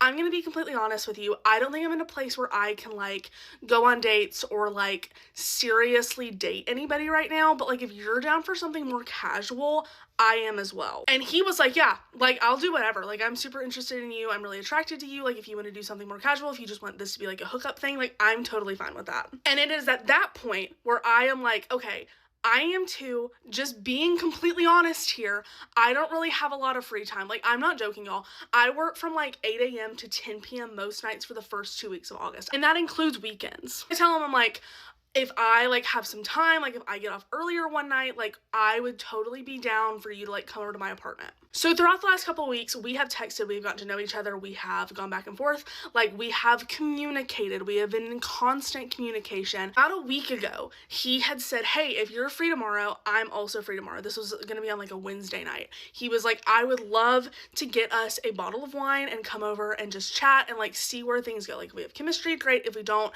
like we don't have to see each other again. And I was like, that sounds perfect. He texts me the morning of like said plans and is like, hey, I have a sty on my eye.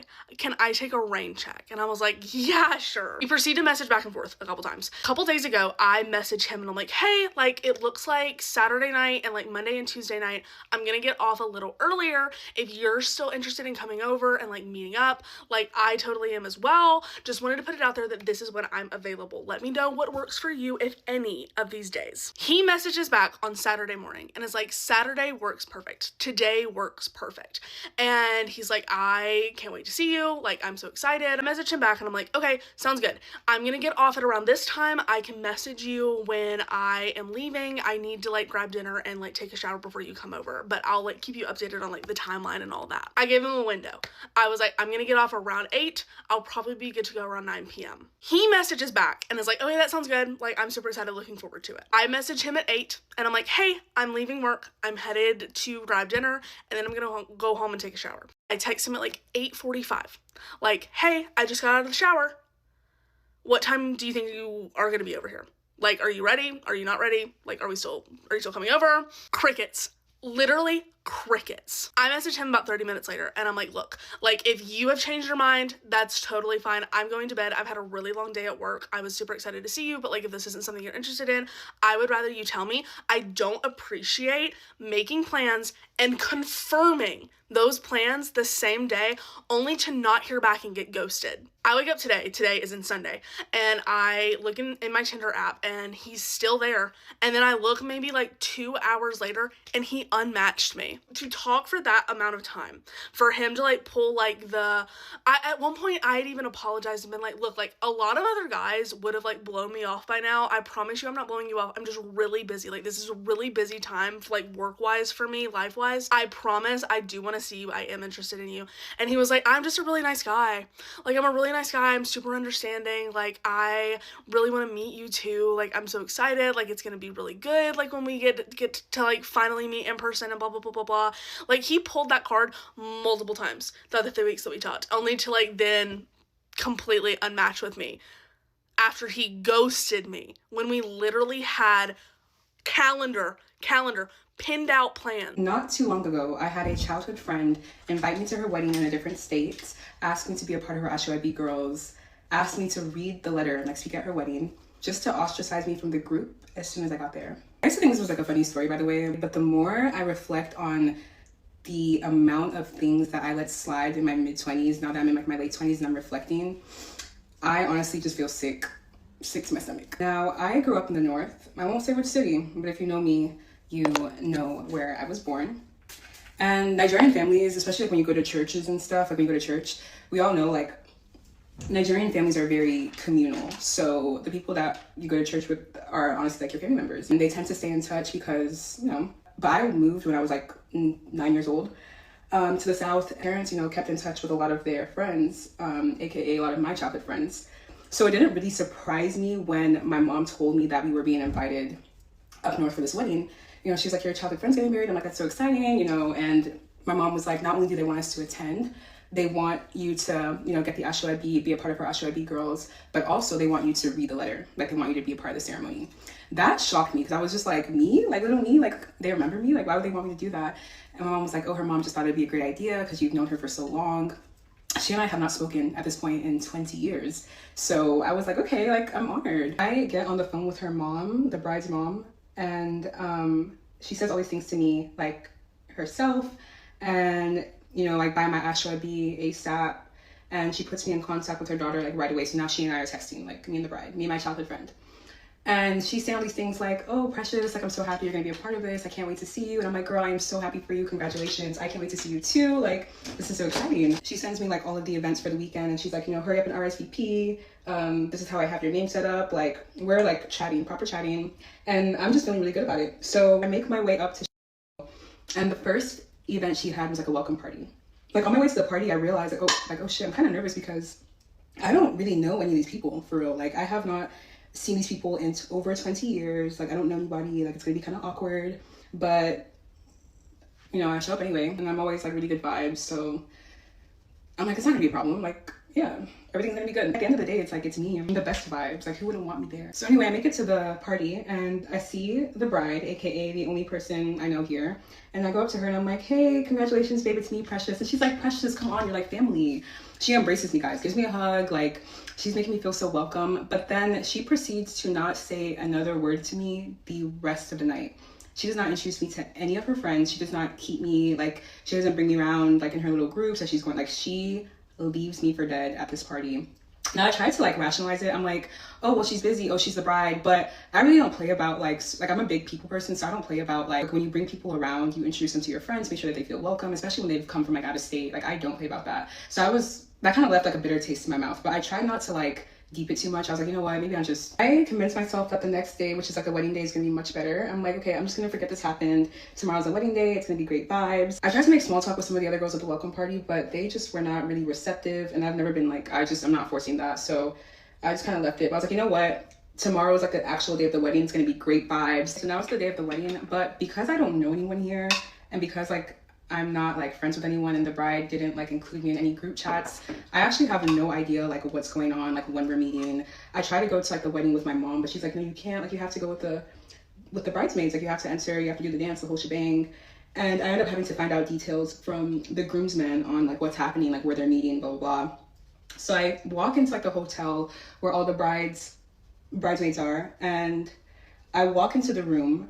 And I kid you not, guys, I kid you not, I walk into the room of girls and they give me one of these. They looked at me walk in and looked away. I'm like, it's no way we're starting off with bad vibes on the day of the wedding. And the worst part is I catch the bride. She also sees me enter. She's like touching up her makeup. She sees me enter and she like glances at me but does not say a word. And I decided in that moment, I'm like, okay, like I'm really good at peeping things. And something tells me, as if it wasn't obvious enough, something tells me that they, like all the girls here, including the bride, like they don't fuck with me. They don't fuck with me. I'm just kind of like, if she just want to say hi to me, I'm not going to say hi to her. It's cool. But everybody is in line to tie their gilets. So I have my gele in my hand and I'm like, hey, like what's the order of the line? Like who's next? I want to know so I can go after them. And everyone's like, I'm next, me. Like you have to go to the back of the line. Like you have to wait, and I'm like, I get it. I just want to know like who's last so I can go after them. Guys, that's how I wait to tie my gele for an hour. I wait for an hour. And then all of a sudden, like after that hour passed, the bride all of a sudden gets up. It's like 2 girls left. The bride gets up and she's like, hey guys, the gele lady is done. She's coming downstairs with me. It's time to go downstairs, guys. And I'm just like, what? But then the chief bridesmaid comes out and she's like, babes, I haven't tied my gele yet. I've been running around, I haven't done it. And the bride is like, oh yeah, of course, babes, tie your gele. And then as soon as you're done, she's done. I'm standing there and I feel like a snail. Like the way I'm completely disregarded as I'm standing right there, like they're talking like right around me. I'm just like, so now I'm invested. Now I'm like, you know what? What's actually happening? I need to get to the bottom of this. I need to know like, what's the vibes? Like, what is it giving? So I followed them downstairs and the gele lady, she had seen me waiting. So she felt bad. So she signals me. She's like, you know, whispering, like she sneak ties my gele for me in the back. Like we, you know, go to the back and she ties it for me. And at this time, the content creator, they had like, by the way, this wedding, I'll give her one thing. I'll give her this one thing. That whole weekend was 10 out of 10 in terms of how it was planned, execution. Like it was very well organized and planned. So they had like a whole content creation team. And as soon as I finished my gele, the content lady is like, hey guys, all the girls that have their geles tied, enter the frame. We're about to start TikToks. Like, and I will be damned if I enter that frame. But the content lady keeps like signaling for me to join. She's like, come on, like you have your gele tied, come on in. So I'm like, you know what? Let me try one last time to be normal. I'm just gonna ask the bride if she wants me in it. She's standing 5 feet in front of me. I cannot make this up. So I'm like signaling at the bride who's right in front of me. I'm like, hey, do you want me in the TikTok? Like, hey, do you want me to be in the TikTok? And she's acting like she cannot see me. She's just like, all right, yeah. Like acting like she cannot see me. So the content lady is like, babes, just come on in. I'm like, you know what? All right. I step into the frame.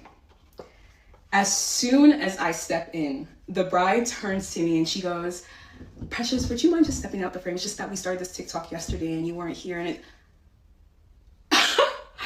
I stepped out so fast. And I just like walk away. I'm like, yeah. Like, now I know. I don't know what I'm gonna do when my mocha mommy finishes, guys.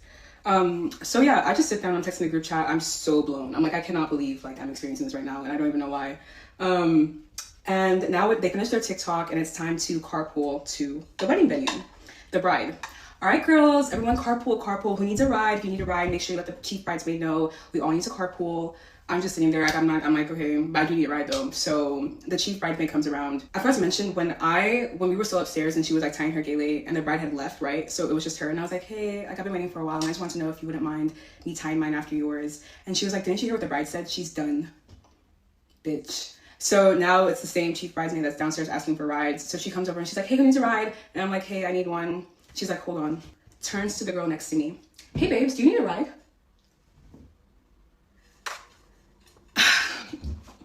I'm just like, what's the actual fuck? Like, what the fuck is going on? So now I'm like, okay, it's more than obvious. It's more than obvious. Y'all don't fuck with me. And that's how they leave my ass. And at this point, I didn't want to go to the wedding anymore. So I'm just sitting down. I'm like, fuck it. Like I'm so over it.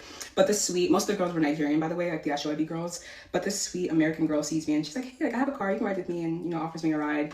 And I get to the venue and I go straight to my mom and I'm like, Mom, I don't know what's going on, but these girls don't fuck with me. Like, and she's like, what are you talking about? Like, what do you mean? Like, huh? Like they invited you here. I'm like, no, I'm telling you, Mom, like something is up, and I'm not speaking at this wedding anymore. Like, I'm not speaking, I'm not reading the letter, like I'm not doing any of it. So my mom was just trying to calm me down. She's like, it's okay, you don't have to do anything, like it's okay, go sit down. Maybe they're not gonna do it anymore. And I'm even thinking like she's right, like they're not gonna do it. Also, because like nobody was actually speaking to me anyway, I had no idea like what the plan was for my speech or like when I was supposed to go on, when that's supposed to happen. So I'm like, yeah, no one's actually briefed me. I guess it's just not happening. Luckily, I have one family member that's not my mom that was also there with me. So I go and sit down with him, and I'm just like telling him everything that's happened so far, and he's like in disbelief and I'm in disbelief as well. I don't sit down, I'm eating my food, just doing my thing. Mid chicken bite, guys, I just hear Precious Balogun to the front. Precious Balogun. Where's Precious Balogun? I look at my friend, I'm like, they cannot be serious. He's like, did you know that you were doing that? I'm like, nobody, like, they never, like, they told me, but they didn't tell me. Precious, is Precious here? Can anyone, I'm trying to, like, I'm everything went blurry. I'm just like, oh my God, like, what do I do? Because I'm thinking about everything that's happened so far. And I'm like, they don't deserve for me to have me do this.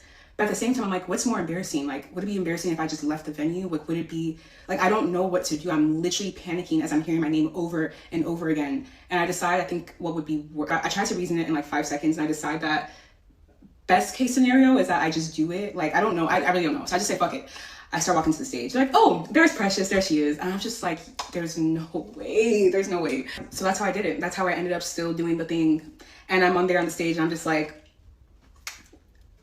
I'm just like, I cannot believe this is happening to me. Like, I cannot believe this is happening. I get home and I'm venting to my mom, but there was one more event that they were having the next day. And this one was just for the girls. And I'm telling my mom, I'm like, yeah, I'm absolutely not going. I want nothing to do with these people. Like, they're so weird. My mom had introduced me to like this other girl that's my age, and that ended up being like super sweet. And she was going to the event tomorrow, the next day. And so my mom, like she and my mom were talking to me. They're like, oh, let's just go together. Like, it'll be fine. Like, you have me. Like, you're already here in the city. Like, you might as well just make the most of it. So with much convincing, I'm just like, okay, I'm gonna go to this last event. Guys, we get to the event. It's name tags, okay? Name tags, I sit in my assigned seat. I completely avoid the bride. I don't talk to any of the bride, I don't talk to any of her friends. I'm just with like the one girl. And the event, once again, like I said, everything was done really well. So it's a very, very nice event. And I'm actually like enjoying the food, the drinks, it's a vibe. But fuck them, but it's a vibe. And the bride is giving this speech and she's like, everybody that is here was handpicked by me. I only wanted like my favorite girls. You guys are also special to me. I know every single one of you. Okay, so the event is over. It's time for pictures. So you already know where I am. Way, way, way in the back. I'd rather be caught dead than have photos with this bitch, this bride bitch, That's how I'm standing in the back. And I just see the bride do this. She's like pointing and I'm like, and everyone turns to look at who she's pointing at, and she's pointing right at me. And she goes, and I'm like, this bitch thinks this is a movie. Like and it's crazy because I be thinking shit is a movie. Like, most annoying part is that she knows exactly what she's doing, because at the end of the day, she's the bride. And I feel like if there's like one day where a woman gets to have things done exactly the way she wants to have it done, it's on her fucking wedding day. And so everyone's like watching me. And of course I literally have to go to the front. So I go to the front. Everyone's taking pictures, videos. Camera's going off. I get to the front. She takes me by my hand. If you watch my other videos, by the way, you know this is like my level of theatrics. Takes me by my hands, guys. She looks me in my eyes, cocks her head to the side, and she goes, while smiling because of the pictures, of course. She goes, I've been meaning to ask you all weekend, who are you? Like, what's your name? What's my name? What's my name? We've been texting. You were like, Precious, I cannot wait to have you here. I get to your welcome party. You're like, Precious, your family. On the day of your wedding, you're like, Precious, get out of my TikTok. You wrote my name on a tag for me to sit down at this event, and you're asking me what my name is? Like, who am I? There's little photo evidence of me just being, because I was grimacing while they're taking pictures. I was like there's actual photo evidence of her with her head cocked to the side, like, and me being like, I'm not gonna lie, she ate. She gagged me. Like, she literally gagged me because I remember that everybody's watching, but nobody can hear what we're saying. Like, she gagged me good. That fucking bitch. Okay, I'm ready to go. Anyway, my friends and I tried to like rationalize like why all this happened, and we've never come to like any reasonable conclusion. I will never know why they did that, why she did that. I spent like my time, my money, my resources, my energy coming out here just to have this experience, this insane, unnecessary experience. And if you see this, I hope you have a happy married life. Yeah, I look a mess, but I want to give y'all this quick story time. I literally just experienced this. I was sitting in my car in my parking garage talking to my friend, and I was like, you know what, I'm gonna do a story time about this because I'm not trying to expose anybody. I'm not gonna say his name, but I think I should just raise awareness for all the single women that's in Nashville that are dating, because I think it's very important that when we're dealing with men that we spend enough time getting to know them before we actually physically allow them in our homes, before we spend time with them, before we give them really any real attention. I've never in my life, I am 31 years old, never in my life experienced anything like this, and I just got to tell y'all what's going on. So let's start from the beginning. Met this guy, right? Really, really cool. I'm not gonna say his name. I am gonna say what organization he's with. He is a Q. I had met him. We started vibing. Real cool. Real cool. When I first met him, I didn't really have any intentions on like dating him. But as time progressed, I was like, okay, I'm starting to like him. So eventually we started dating, going on dates. He started coming over. We ended up getting really, really close, like sleeping on the phone. If we not together, like spending the night together, we're sleeping on the phone together. Really, really, really had high expectations for him. When I tell you, he was like the perfect gentleman at first. Honestly, in my book, he was doing everything right. There was one red flag that I had with him when we first, I believe it was like the first week of me talking to him.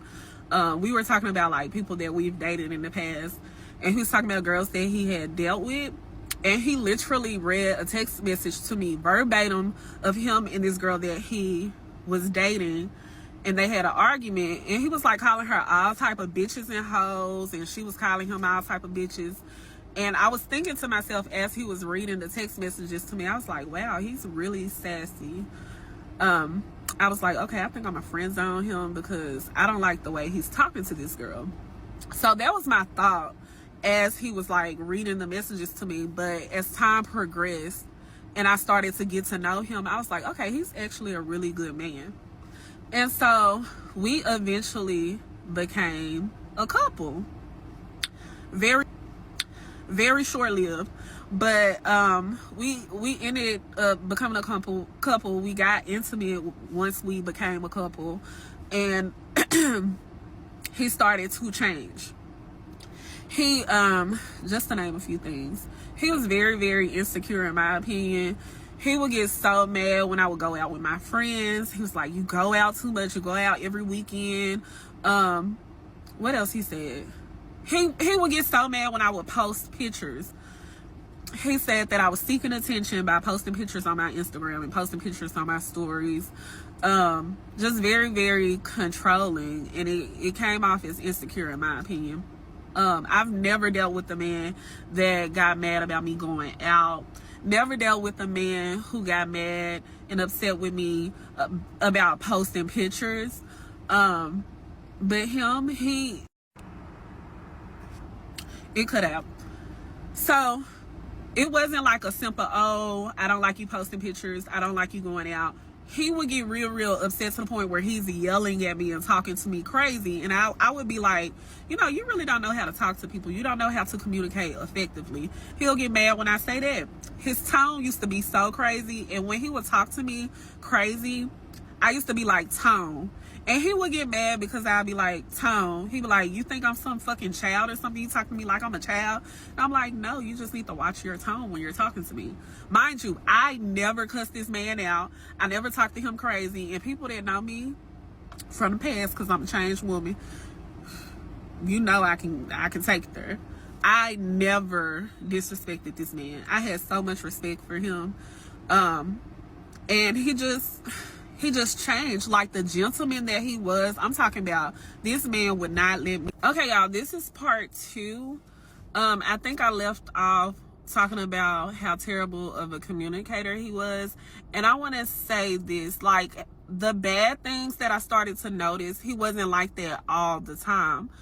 I just noticed that whenever I would like express how I feel about something that he was doing that I didn't like, he would like flip the script and just like go off about it. But other than that, he was like the perfect gentleman. Like, he was the type of person, he would like randomly send me money, randomly tell me that he loves me. Like, he was super, super affectionate. When we would go on dates, or not even just dates, like if I'm walking to the car, he'll make sure he, you know, grab the door for me. Just simple things like that. We're going on a date and he's waiting for me to come down. He's standing outside the door, the passenger door, so he can open the door when I get to the car. So I really love those things about him. And I'm just saying, he wasn't terrible the entire time. And I feel like everybody, like, we're human, right? Everybody has like red flags. Everybody makes mistakes. So I feel like I did extend a lot of grace to him. So let's fast forward to Sunday. So Sunday, my friend, she wanted to go to this rooftop day party, and I told her that I'll go with her. He stayed the night at my house the prior night, and he got up and went to church that morning. And then when he left for church, I texted him and I was like, hey, I'm gonna go out to this rooftop with so-and-so. And so, the fuck out. Mind you, this man is in church texting me, going off on me, and then he broke up with me. I will say, when he broke up with me, my feelings was hurt. I was crying that entire, matter of fact, I was at the fucking rooftop party crying, because I really did feel like it was my fault, which he made me feel like it was all my fault and I was doing something wrong. And so my feelings was hurt. And when we broke up, he was like, I just hope we can still be friends. And I was like, okay, yeah, we can still be friends, because aside from like the relationship, we had a really, really good friendship. Like, I feel like our personalities just went well together when he was sane, when he was calm. Like, we were like this. And so I was like, okay, maybe we're not meant to be together, so we can be friends. I was totally fine with it. Okay, so it cut off. So yeah, I was totally fine with just being friends with him. And I think in his mind, when he said friends, he wanted to be my friend without the commitment of like being faithful, but with the benefit of still having sex. And I wasn't on that. Like, if we're friends, we're just going to be friends. Like, you my dog. Like, you can hit me up. We can talk on the phone. You can tell me your relationship problems. We can hang out, but it's no intimacy with that. Like, we're not going to be laid up.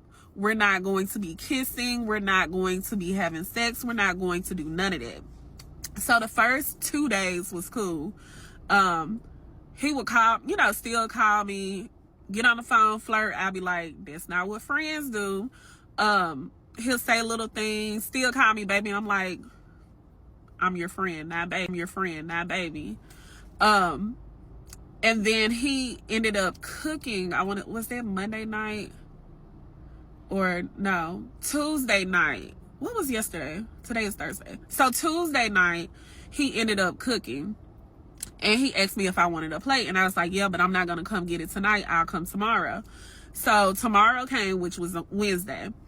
And I was like, okay, I'll come get a plate. He was like, okay, just let me know. And so I told him when I was on the way. And so, mind you, prior to that, we were on the phone. I went for a walk and we were on FaceTime. And he was doing what he normally do, flirt, which he told me when I was like, okay, we're just friends. The flirting has to stop. And he was like, no, I'm going to always flirt with you. You're always going to be mine. We have this soul tie. He keeps talking about this soul tie. And I don't understand that. And so when we were walking, he kept flirting with me. He was like, you going to come over and sit on my face? And I was like, no. I was like, I'm going to come over and get some food. And so also, when we were walking, this just goes back to how controlling and psychotic he is. When I was walking, a homeless guy stopped me and he asked me if I had any change. And I was like, no, I don't have any money on me. And so the homeless guy, he was like trying to continue the conversation. This man, mind you, he's on FaceTime. I don't have any headphones or anything, so he's on speaker. He was like, damn, nigga, you heard what she said? She ain't got no money. Keep it moving. When he did that, I was like, okay, he has anger issues. Like, something is really wrong. And I was like, why would you say that to that man? He was like, cuz, why he keep asking you the same question? Let that go. So I ended up going over his house. He asked me when I got there, he was like, so when I got to his house, he was like, so do you want the food to go or do you want to eat it here? And I was like, I'll just take it to go. Mind you, when I came over there, I'm thinking I'm just gonna, get the food and, chill for a little minute, talk or whatever. So I told him that I wanted the food to go. And so we ended up going to his room, watching TV. He put it on ATL. We was watching a movie. So then I'm sitting on his bed. He's behind me laying down. I'm thinking he just on his phone, watching a movie, we just chilling. This man grabs me and starts kissing me. And I did this. And I was like, stop. I was like, we're friends. We're not doing it. He was like, no, you want it. And he grabbed me again and started kissing me again. And he was like, let me put my tongue in your mouth. And I was like, no. And I kept like stopping the kisses. And so then I leaned back up. Watching ATL. He grabs me by my braids, yanks me back, and started kissing me again. And he was like, let me eat it. And I was like, no. I was like, we're friends. We're not doing this. And I sat back up and I was like, you know what? That was the issue in our relationship. I was like, we never really established any boundaries. We never set any expectations. So a lot of times you expected me to just read your mind and know what you required. And so he stopped me as I was saying that. He was like, I didn't tell you to come over here so we can talk about the fucking past. I don't want to talk about that. So when he said that to me, I started gathering my stuff because who are you talking to? So I started gathering my stuff and I was about to head out. And he was like, no, just stop. He was like, we can talk about it because you're about to start crying. And I was like, okay, like I was saying, we didn't establish any real going to be friends. Let's talk about that. What are the rules? I was like, because if I'm just going to be your friends, there's no sex involved. And so he was like, I love you. I'll always love you. We have this soul tie. Like, you're forever going to be mine. But honestly, I just don't feel like a relationship is right because we're two different people. I don't see myself marrying you because you're just way too soft. Like, I've never dealt with anybody as soft as you. Like, you're just too soft. You too soft. He was like, I tried to step outside my comfort zone. when I approached you, when I was talking to you, but you just different. You just way too soft. And I'm thinking in my head, well, damn, what type of person do you want? You go fuck with a nigga then. Like, you want what? I just didn't understand that. And so I was like, so okay, so when he was like, you're just too soft, I was like, so maybe what you should do is go back to what you're used to. I was like, clearly you're used to rough bitches. And I was like, mind you, we had already had a discussion prior, before we even got together, about our past relationships. And he told me what type of women he's used to. And so I was like, you're used to this type of woman, and that'll never be me. Like, I am too soft. I am super feminine. I'm super girly. I'm emotional. Like, you have to be gentle with me. I like a man who is manly, who's masculine, but also knows how to be gentle with me. With him, the word gentle does not exist in his mind. He does not know how to be gentle. And so he was like, yeah, he was like, I just feel like we'll never get past, like, he basically was saying we'll never, like, he told me that he was dating to marry, but he was like, he feel like I'm not the person that he wants to marry. So when he said it like that, I'm like, okay, cool. Mind you, we just friends anyways. I accepted the friendship, but what he wants is a friendship, but me to still, like, give my body away to him, and I'm not doing it. And so when he said that, I was like, okay, it just clicked in my mind. I was like, okay, this man, he wants more than a friendship, but he doesn't want, like, the commitment. He doesn't want, like, a relationship. He just wants somebody that he can sleep with. And so I had said to him, I was like, yeah, you should just go talk to, what you're used to. That triggered him. And he goes, I can get any bitch I want. I got a phone full of bitches right now. I can hit anybody up. I can go fuck the bitch upstairs. And I'm like, okay, you go do that then. Like, how did this conversation, me talking to him calmly, turn into, I can go fuck any bitch I want? That's why I say he's so insecure, because he take things so personal. And when he started doing that, I was like, you know what? I said, I don't mean no harm when I say this. I was like, I'm not trying to speak negativity over your life, but I said, you will forever be single with an attitude like that. When I tell y'all that triggered him. Okay, part 4. So I think I told y'all a bit of the story before. It was my very first story time. When I went over his house, he was basically upset because I didn't want to have sex with him, and he put his hands on me. So he basically was trying to not necessarily force himself on me. I'm not gonna use that word, but he kept trying to have sex, and I was like, no, we're not gonna do it. So he got upset. He started to talk about all these bitches he got. We had a little back and forth. And so then he was like, just leave, just get the fuck out, yelling at me, telling me to get out. So I was like, okay. Mind you, I'm gathering my stuff and walking out the door to the living room. It's completely dark. So when I get to the living room, I originally came over his house for food. He thought I was coming over for food and to fuck, and that was not the case. And so I'm gathering my stuff, walking out into the living room. It's dark. I'm asking him, can you turn the light on? No, get the fuck out. Mind you, my water bottle was in there and my food was in there. And so I'm walking towards the kitchen counter, trying to get the food in the water bottle, but I can't really see. Y'all cannot see without my glasses. Definitely cannot see in the dark. So I'm looking for the water bottle and the food. I grab the food first. He snatches it out my hand. I can get this to another house. Nah, you ain't getting shit. And going the fuck off. And I'm still trying to find my water bottle so I can get the fuck out. And I'm also trying to calm him down. I'm like, it's not that serious. Like, calm down. He's going the fuck off. And he was like, you know what? I'm gonna call security. So I'm like, call him. So he grabs his phone like he's calling security. I'm still looking for the water bottle. He still hasn't turned the light on. So then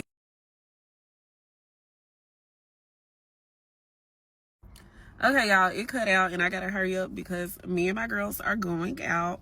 But like I said, this is going to be a very, very long series. I'm just telling y'all one part of the craziness that went down.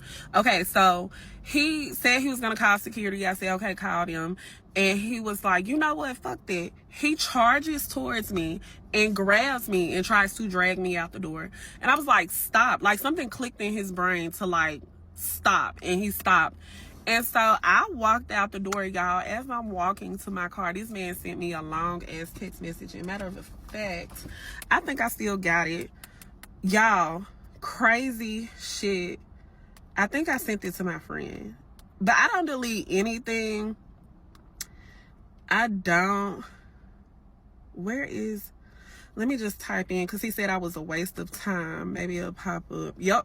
No. Yep, it's right here.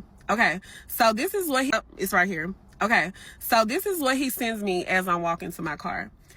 Hey, love, you a waste. He said waste and time, but he meant waste of time and energy. I don't want shit to do with you, to hell with you. You said exactly what I need to say. Now I don't feel bad about none of my actions, because as I was walking out the door, I called him a bitch, because that's some bitch shit that you was doing.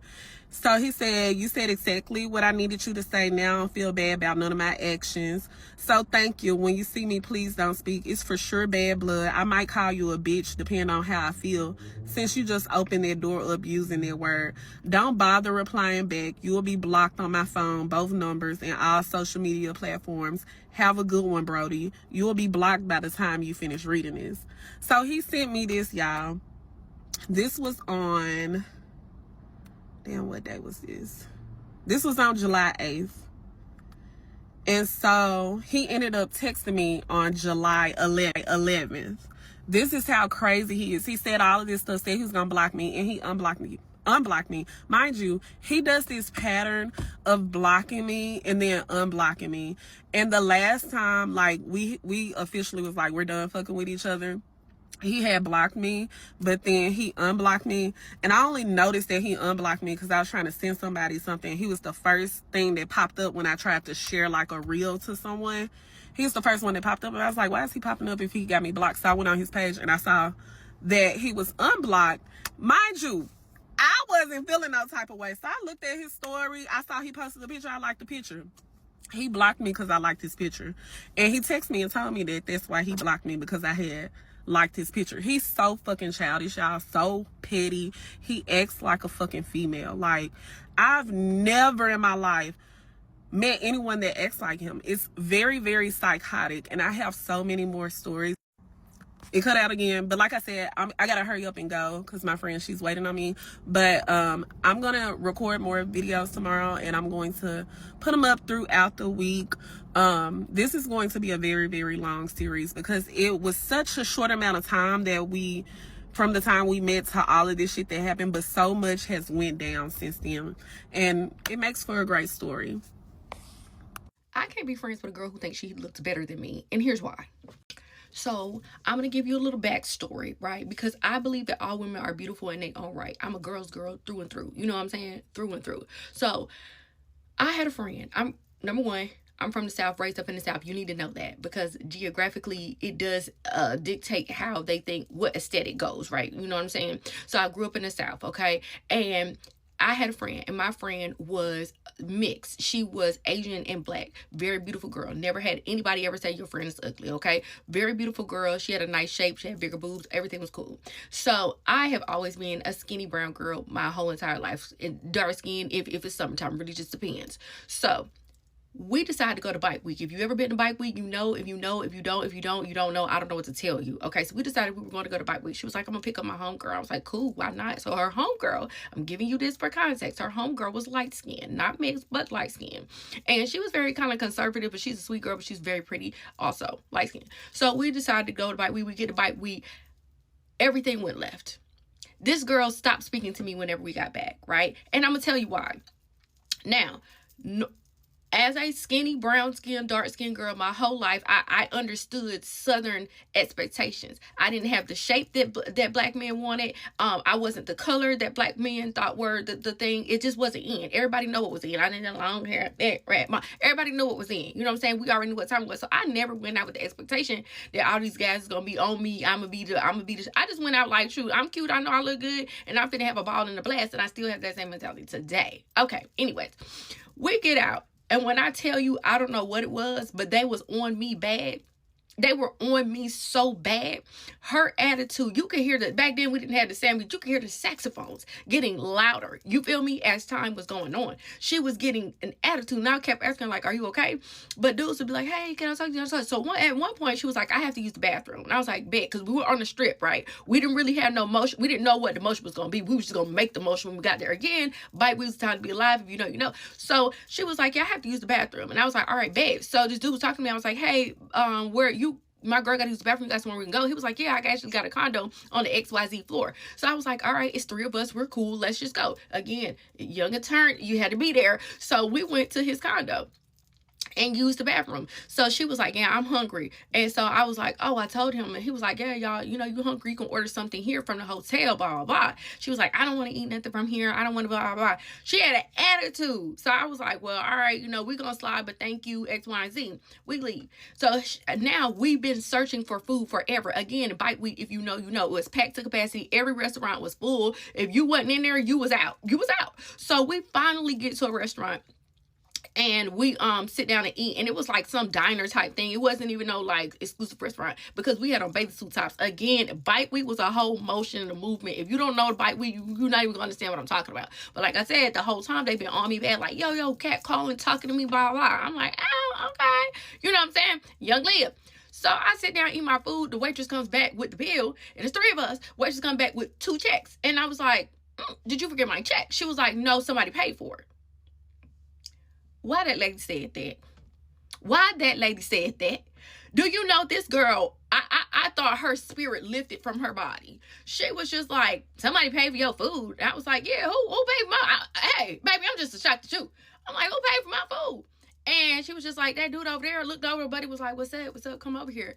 And she was like, "Well, at least you get something." I'm talking about she had a whole meltdown. You feel me? She was like, "Well, at least you get something. We have to pay for our food. We had X, Y, Z." Shorty wants to leave. So I'm like, okay, you know what I'm saying? Like, so we leave. We're kind of like her silence was awkward. It was awkward. So we dropped her friend off first or whatever. Her friend was like, "Yeah, have fun, you know, blah, blah." She was like, "Yeah, blah." Do you know when she dropped me off, I called her for days after that. This was a girl we talked every single day. I called her for days after that. I didn't know what happened to her. I was about to call her grandma. She was raised by her grandma. I was finna call her grandma because I was like, "Dang, did something happen? Did she get into an accident?" She finally hits me back, was like, "Yeah, what's up?" When I tell you that people who think that they look better than everybody got a whole nother complex, I believe that you're beautiful in your own right. You can be beautiful without saying that you look better than the next person, because 2 things can be true at the same time. I'm beautiful for me, you're beautiful for you, and beauty is subjective. So like I said, if you think that you look better than me, we cannot be friends. Sorry, not sorry. Solo girl, gang, gang. And when I say I drill it into my girl's head to never have children, I don't care what nobody's saying. Baby, the shit that I had to endure from motherhood, especially from both of their parents, I don't wish that shit on my babies at all. I know that when I was young, I was the one that made the decisions to lay down and have children. But I did not decide to have them kids by myself. But because I was young and very naive, I had children. I tell women that you can find a man in the beginning that will treat you so good. I'm talking about he'll pay all your bills and make sure you're straight while you're pregnant. And then after you have those babies, shit changes. Most men don't realize how much responsibility it is to have a baby. You're a functioning adult that can do things on your own. They don't have to do a lot of things for you. When it comes down to making food and stuff like that, you could get up and go make your own food. But when it comes to babies, that is something that you have to do 3 times a day. And most men don't realize that. When I say my experience with motherhood was very traumatic, it was the most traumatic experience I've ever been through. First of all, I never had like a real support team. My kids' fathers were not as supportive as they should have been. My first baby daddy was never supportive. My second baby daddy, his family was not supportive at all. Shit, they didn't even like me and really never had a reason not to like me. And the only reason why they probably never liked me was because my baby daddy went back to them telling them half the story and never telling them the whole story on why I acted the way that I acted. My baby daddy, well, my second baby daddy, who's around, he does not care about anything that I say. He considers everything that I say that I'm just whining and crying. But this man has never went through the shit that I went through. I remember my kids was in an apartment fire. We get to the hospital, this man shows up. Do y'all know this man left because he had to go to work? And everybody was trying to justify, oh, he had to work. But I'm just like, your kids was in a serious, traumatic ass event. I didn't even have time to go get myself checked out because I was running from hospital to hospital. And instead of you sitting with our kids, you go to work. There was another occasion where I had found a job. This man was watching the kids for a little bit of time. And because I think that he was jealous that I was going to be able to get back on my feet, he told me that he was no longer watching the kids and that I had to quit my job because it was only $10 an hour. Mind you, I found another job making $8 an hour and still was able to get my own place and a car. And this is why I drill it in my kids' head. Like, motherhood is very traumatic when you do not have a good baby daddy and when you do not have a good support system. A lot of these men don't really deserve children. They act like the shit that women do is just the hardest shit in the world and that they cannot do it. So to save them from that same heartache and traumatic shit that I went through, I don't want them to have children. Call it what you want to call it. I never want them to endure what I had to endure as a mother. Okay, y'all, I'm ready to tell my story. So, I wasn't a bad child. But I was a little bit mischievous, and I used to get into like a lot of stuff, and my mouth was really slick. So I had to have been in middle school. This was like, I was definitely in middle school at this time. So that was like during the time I was starting to like get in trouble for stuff, and I would get like my phone taken or whatever. And one thing about me, I stayed with a backup phone. Anytime I would lose a phone, I had a backup phone. I lose the backup phone, I had a backup phone, just repeating the cycle or whatever. I had got comfortable because I had my backup phone for a minute. Like, I was like, okay, like, whatever. Every time I would like leave to go for school or anything, I would typically put my backup phone under the dresser.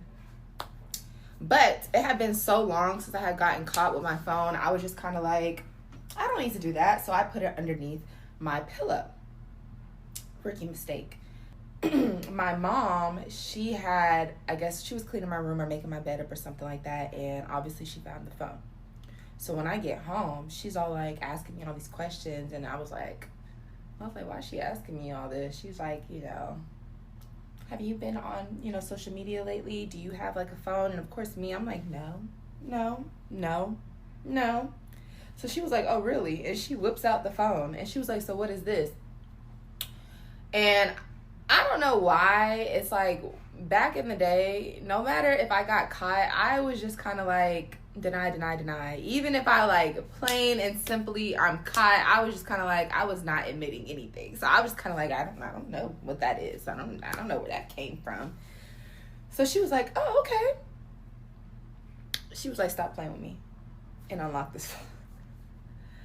Y'all, I unlocked that phone and she starts going into the phone. Yo, at this point, I'm logged into Kik. I'm logged into Instagram. I'm logged into Uvu. So she's just going through, and of course, like, she's just seeing everything. I'm over here talking. I'm talking like I'm grown. I'm talking cash shit. Like, I'm in that phone, not caring. And so she's over here. Your parents hit you with the read this message right here. And I promise y'all, I can't even tell y'all what I was talking about in that phone, but just know I was so embarrassed to read the messages. So after we done, gone through the phone, my mom was like, all right, come on, bring your ass in here. I'm finna whoop your ass. Mind y'all, I had just had me a nice little silk press. I had me a little silk press bang, and then I was looking tea, and my mama was like, come on, bring your ass in this room. My mama tore my butt up and through that house. Like, I sweated my bang out. Not only did she whoop my ass, she recorded me getting my ass whooped, then proceeded to take a picture of me after I got my ass whooped, changed the profile picture to me looking toe up from the flow up, changed my Instagram name to Caitlin's Angry Mom, changed the bio to saying like I'm disobedient and I can't play like basketball anymore until I learn to be obedient. Went and posted on the page and said, this is Caitlin's mom. Every single call that she gets, she's gonna get another ass whooping. So now all my like classmates and stuff are seeing this, and I was just so embarrassed. And y'all, the cherry on the top is my mama, she changed the password to the account. To this day, this account is still up. She does not remember like what the password was. So now, to this day, people call me or text me all the time. They be like, remember that time your mama whooped your ass? And she changed like your Instagram name to Caitlin's Angry Mom. And they're like, yeah, it's still up. I'm like, yeah, I know. It's still up. But that's probably one of, my mama ate that. She ate that one little thing. I was so mad with her though. Like I was livid with my mama. I was so mad she did that. But I'm not even gonna say, I can't even say that I learned my lesson because I had a problem when it came to the phones. It's them damn phones. Like I still was like having backup phones and stuff, but I think I settled down for a little bit. Like once she did that one, she did her big one on that one. I did sit I sat down for a little minute. I was like, it was so embarrassing and it was so humbling. But I didn't play with my mama for a minute. This is story time on why you should never try and be friends with somebody that talked about you. So from my end, because the genuine person that I am, I thought the friendship was going good. It was just like, she was at my house all the time. She didn't make it seem like it was no issue. But then, we're going to call her Jazz. Jazz started getting weird. And she started getting weird when it got close to my baby birthday. So Jazz was coming over to my house all the time. I was paying for her lifts over here. I was giving her the money for the lifts back home. I was going to pick Jazz up. I'm talking about, I was putting gas in the car, never asked Jazz for no money. Not to mention, I was going all out my way to pick her up and bring her with me to Chuck E. Cheese because I was taking my baby to Chuck E. Cheese. And I would pay when we got to Chuck E. Cheese. I would pay for my baby and I would pay for the food. We ate every time we went to Chuck E. Cheese. Not one time did Jazz ask, hey, you want me to pay for this? Or, hey, you want me to send you your money back? Or none of that. And me, being a genuine person that I am, I don't count that shit. Just like, shit, I got it. But for me to always have it is crazy. Okay, so boom. Jazz was coming to my house and she would talk about this homegirl, this mutual homegirl that we had. We're going to name her Yas. And she will always tell me Yas business, what Yas got going on with her dude and all this stuff. She talked so bad about Yas and I just, I said my little 1, 2, 2 because we having a conversation. So it started getting weird when around my baby birthday. Jazz started, because she was coming over my house already, but when she came over a couple of times, she would be like, oh yeah, Yas, she called me and talked to my baby every day and she, and I'm like, damn, she don't do that shit for my baby. Okay, cool. I brushed the shit off. I'm like, it is what it is. Then this person, we gonna name them A. So Yas was coming to my house and my baby birthday was getting closer and closer. And she was coming to my house and she would be like, oh yeah, A said she not going to your baby birthday party, but she gonna go to this baby birthday party and she gonna come to my baby birthday party, but she not coming to your baby birthday party. And I'm like, damn, what the fuck did my baby do? Okay, cool. I started feeling some type of way because I'm like, damn, that is kind of weird because we all supposed to be family. Or at least that's what I thought. I stopped talking to Jazz because it just got weird. So I guess Jazz went back to our mutual friend Yas and told Yas, like, yeah, such and such, took me out they close friends. Indeed, I did because she was in her close friends making posts about me. So I'm thinking maybe if I take her out my close friends, she'll take me out her close friends. That was not the case. Yeah, Jazz kept me in her close friends and she kept making posters about me. So I finally was like, you know what? I'm just going to remove her. Before I even removed her, Yas came calling me talking about what's going on because Jazz was complaining to her about me taking her out my close friends. So I simply told her, like, I just feel like a lot of stuff is weird. And I told her, I went into detail and everything. Me and Yas started talking about the situation for a minute and we just talked about the situation. That was it. And we said our little 1, 2s. Okay, this is part 2, and I'm going to make sure I put the receipts in this video. And I tell y'all, literally paying for every Lyft and Uber, all that shit to my house. More. Here you go. When I talk, I come with receipts. I don't just talk for fun. But anyways, so Jazz went to Yas and said that I said, and I quote, she never have her baby. Y'all, I swear, on Mother's Day, I had cooked and everything. Jazz and her baby daddy came over here and we ate and stuff. You know, everything. It was cool. Jazz called Yas and Yas didn't have her baby. So when Jazz got off the phone with Yas, she sat right here on my couch and she said, she never have her baby. It's Mother's Day. She made you a mother. Why you don't have your baby? And Jazz baby daddy can merch this. Jazz baby daddy even told Yas that I didn't say it. He said that his baby mama said it. That's what I was told. I don't know if that's true. But, okay, cool. This to backtrack. One day, me, Jazz, and Yaz was hanging out, and we all was talking about our kids. And at this time, my baby and Yaz baby only had hair like right here. They had hair right here, but it was short. She gonna say, no. And I quote, she said, listen, I'm glad my baby not bald head. So I'm like, well, what you trying to say? Then they was talking about how the babies looked when they came out. They wasn't talking about my baby, but they was talking about Yes, baby. She said, oh, I'm glad my baby ain't come out ugly. Like, bitch, what are you trying to say? So anyways, I just stopped talking to Jazz because it just is getting weird. Like, you started throwing shade at the babies and stuff and like that. And then it would be times like where we'd be at like a family function and somebody would be talking to my baby and she'd be like, oh, look at my baby. Look what she doing. Like, girl, chill the fuck out. They talking to Nevaeh. I don't like stuff like that. Like, if somebody's talking to my child or the other baby, why are you sitting here trying to throw your baby in everybody else's face? Like, no, I don't like stuff like that. So, okay, cool. I really just fell back from her. I stopped letting her come over my house. I fell back from her. My baby birthday come. I didn't know if she was coming to the baby birthday party. I asked. They said, no, the baby's sick, da-da-da. I said, okay, I ain't gonna say too much about that. But okay, cool. Yes was supposed to buy my baby her vanity for her birthday. And I had told Yes, I'm gonna tell y'all exactly what was said. She was like, I want to buy Nevaeh something for her birthday. I don't want to show you because I don't want you to buy it. I said the only way I'm gonna buy it is if you don't buy it, because Jazz told me she was gonna buy something for my baby and she never bought it. I don't like stuff like that, because if you tell me you're gonna buy something for my baby, I expect you to buy it for my baby, because I didn't ask you to. So my baby birthday come June 18th. I didn't hear nothing from Jazz. She ain't say, hey, I couldn't, financial situations going on. I couldn't get the thing.